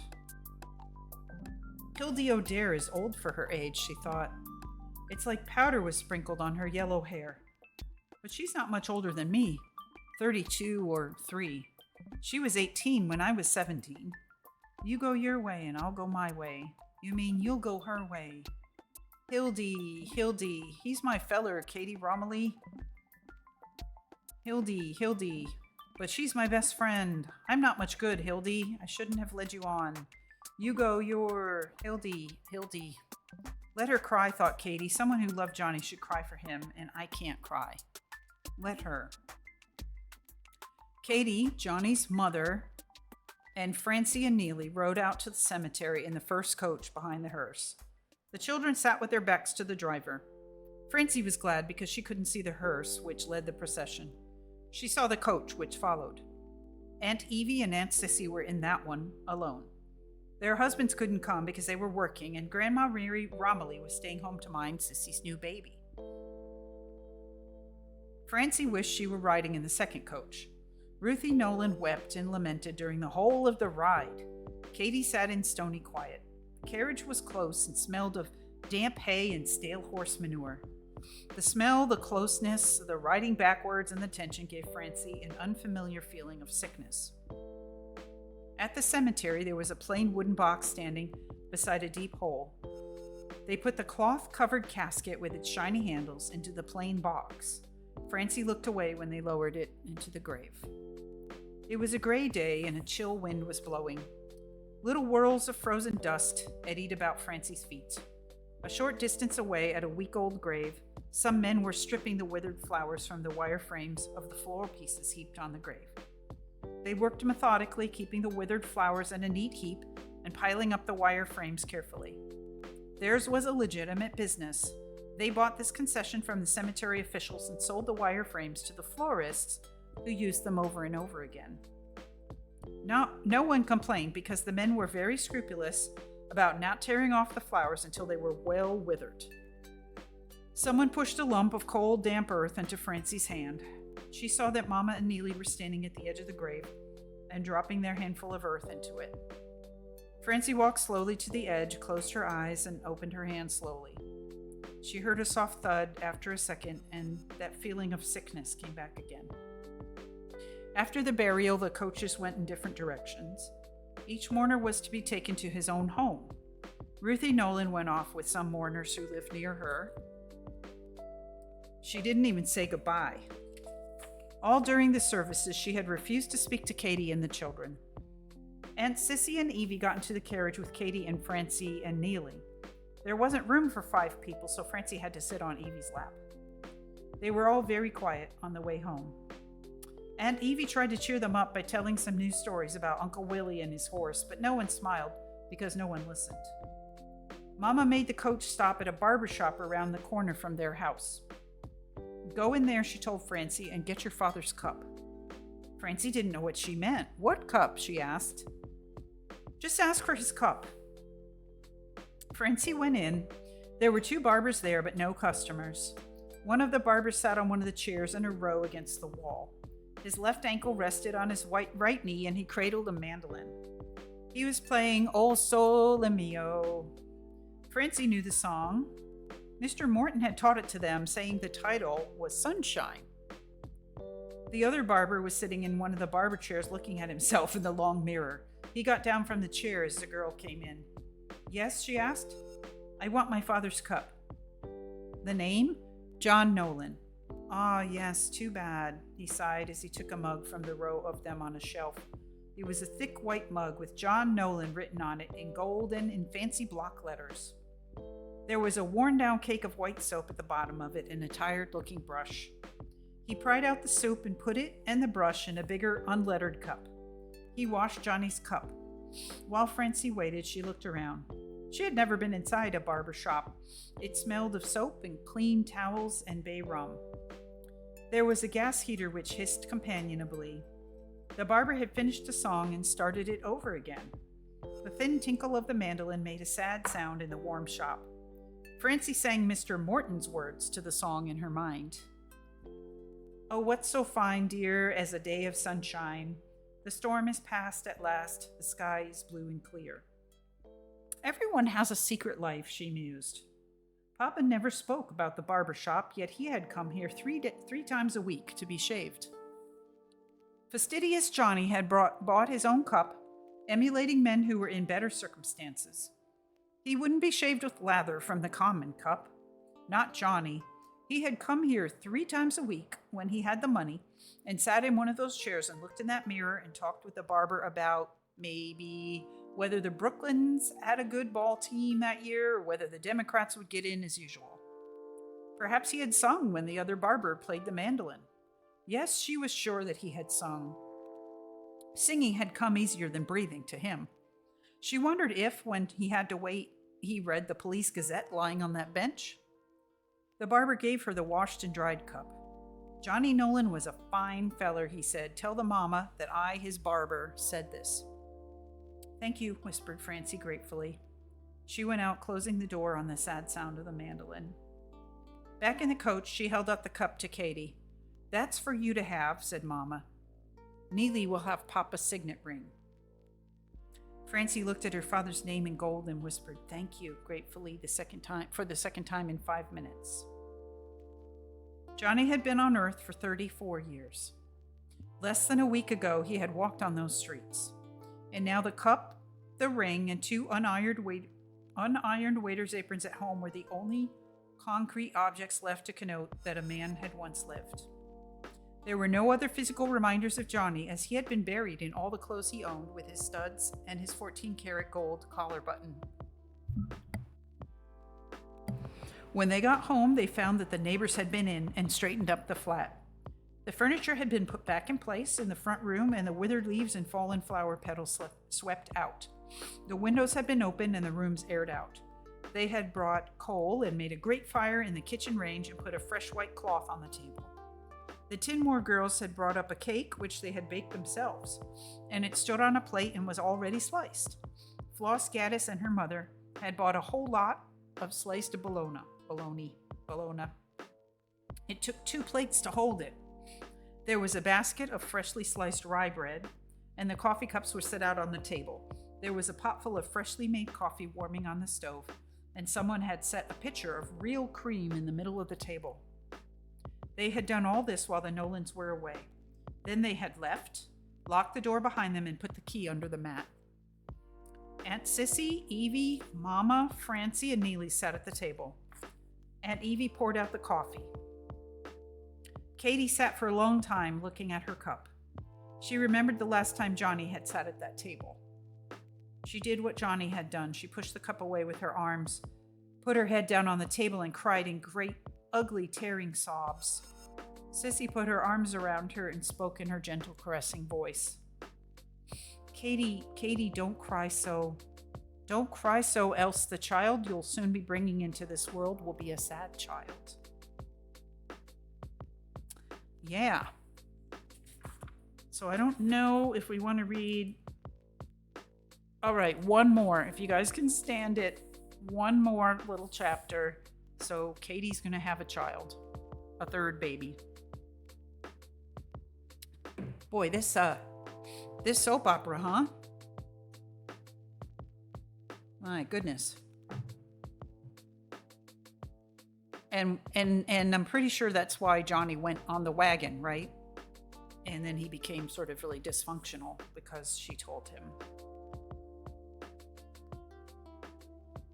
It's all so sad.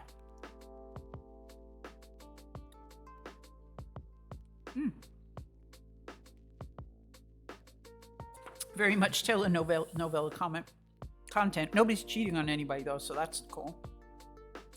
No long-lost twins.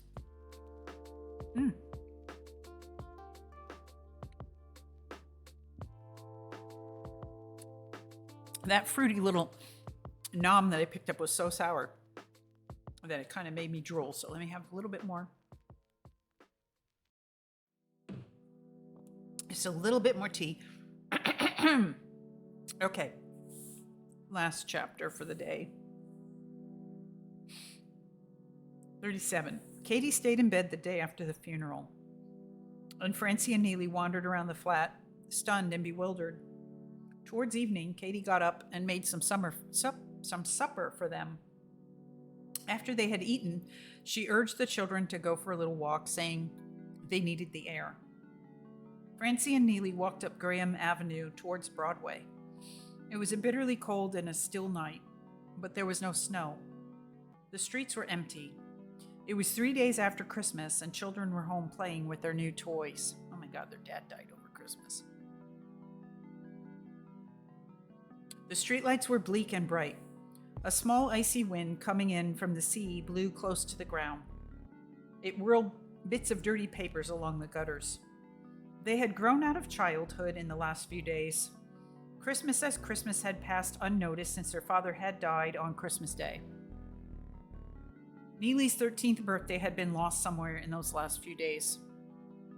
They came to the brilliantly lighted facade of a big vaudeville house. Since they were reading children and read everything they came across, they stopped and automatically read the list of acts playing that week.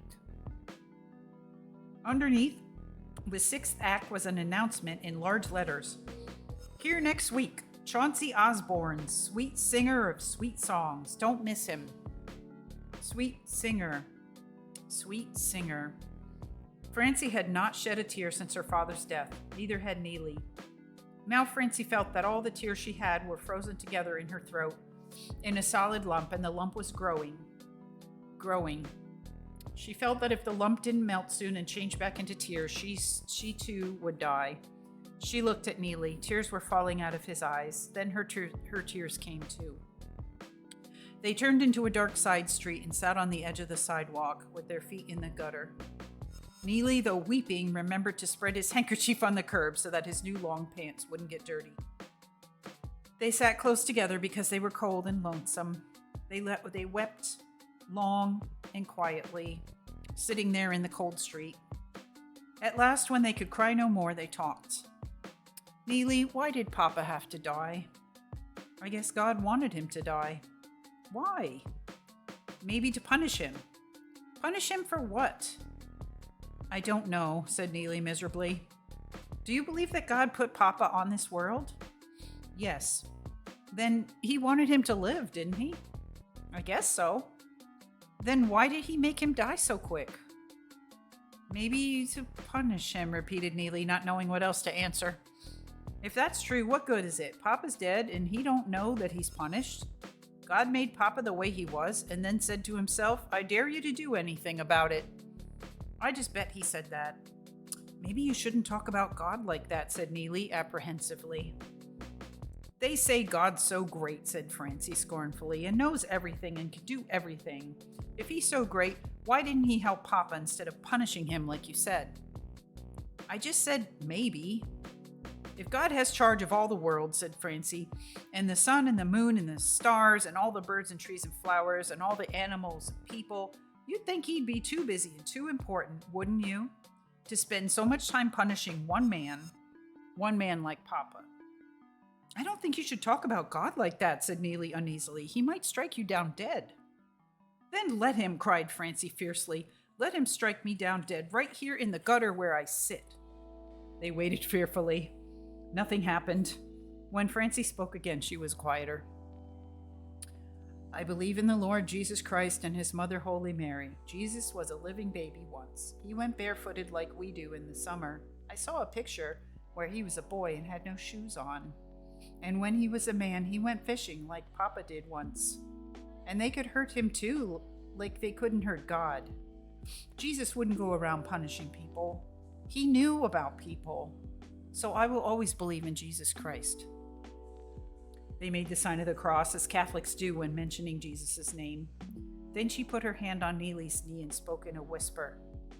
Neely, I wouldn't tell anybody but you, but I don't believe in God anymore. I want to go home, said Neely. He was shivering. When Katie let them in, she saw that their faces were tired yet peaceful. Well, they've cried it out, she thought. Francie looked at her mother, then looked away quickly. While we were gone, she thought, she cried and cried until she couldn't cry anymore. The weeping wasn't mentioned aloud by any of them. I thought you'd come home cold, said Mama, so I made a warm surprise for you. What? Asked Neely. You'll see. The surprise was, quote, hot chocolate, which was cocoa and condensed milk made into a paste and boiling water stirred into it. Katie poured the thick, rich stuff into the cups. And that's not all, she added. She took 3 marshmallows from a paper bag in her apron pocket and popped one into each cup. Mama, said the children simultaneously and ecstatically. Hot chocolate was something extra special, usually reserved for birthdays. Mama is really somebody, thought Francie as she held her marshmallow down with her spoon and watched the melting white swirls vein the dark chocolate. She knows we've been crying, but she's not asking questions about it. Mama never... Suddenly, the right word about Mama came to Francie. Mama never fumbles. No, Katie never fumbled.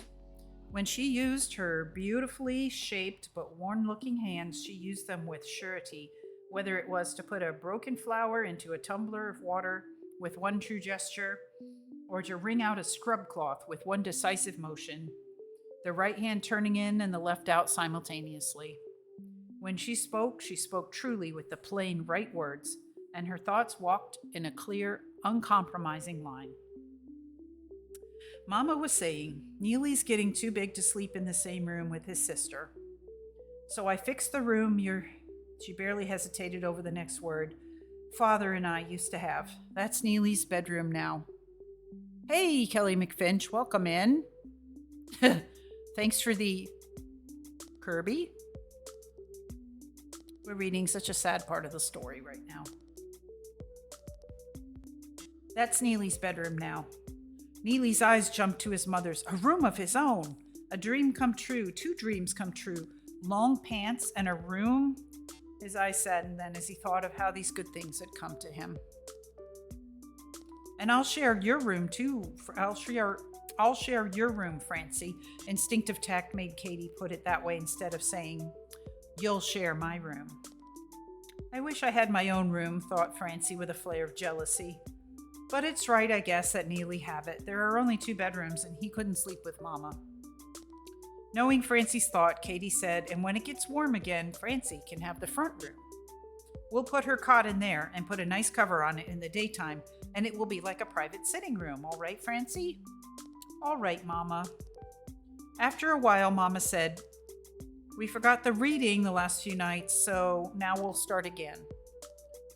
So things will go on just the same, thought Francie, a little surprised as she took the Bible from the mantelpiece. Being, said Mama, that we lost Christmas this year, let's skip the part we're supposed to read and go to the birth of the baby Jesus. We'll take turns reading. You start, Francie. So we're back to Christmas again. Hey, Merry Christmas, Kelly. Welcome in. We do have some Christmas treats here. This was a gingerbread cookie of a pineapple. Francie read, and so it was that while they were there, the days were accomplished that she should be delivered. And she brought forth her firstborn son and wrapped him in swaddling clothes and laid him in the manger because there was no room for them in the inn. Katie sighed sharply. Francie stopped reading and looked up inquiringly. It's nothing, said Mama. Go on reading. No, it's nothing, Katie thought. It's the time when I should feel life. It's the time when I should feel life. Again, the unborn child trembled faintly within her. Was it because he knew of this coming child, she wondered silently, that he stopped drinking at the last? She had whispered to him that they were to have another child. Had he tried to be different when he knew? And knowing, did he die in the trying to be a better man? Johnny, she sighed again. And they read each in turn of the birth of Jesus, and reading they thought of Johnny dying, but each kept their thoughts. When the children were ready to go to bed, Katie did something very unusual. It was unusual because she was not a demonstrative woman. She held the children close to her and kissed them goodnight. From now on, she said, I am your mother and your father. Oh, my goodness. That's kind of where, I think that's where we're going to stop today because we're about 5 hours plus. Oh my gosh, what a sad part of the story, but it did come back around to Christmas. It ended at Christmas and it came back around to Christmas a year later. So I guess that was kind of a good place to be for today. I think that sounds good. I think that's good for today. Thanks for sticking with me and much love to everybody. And I will see you very soon. Okay, bye.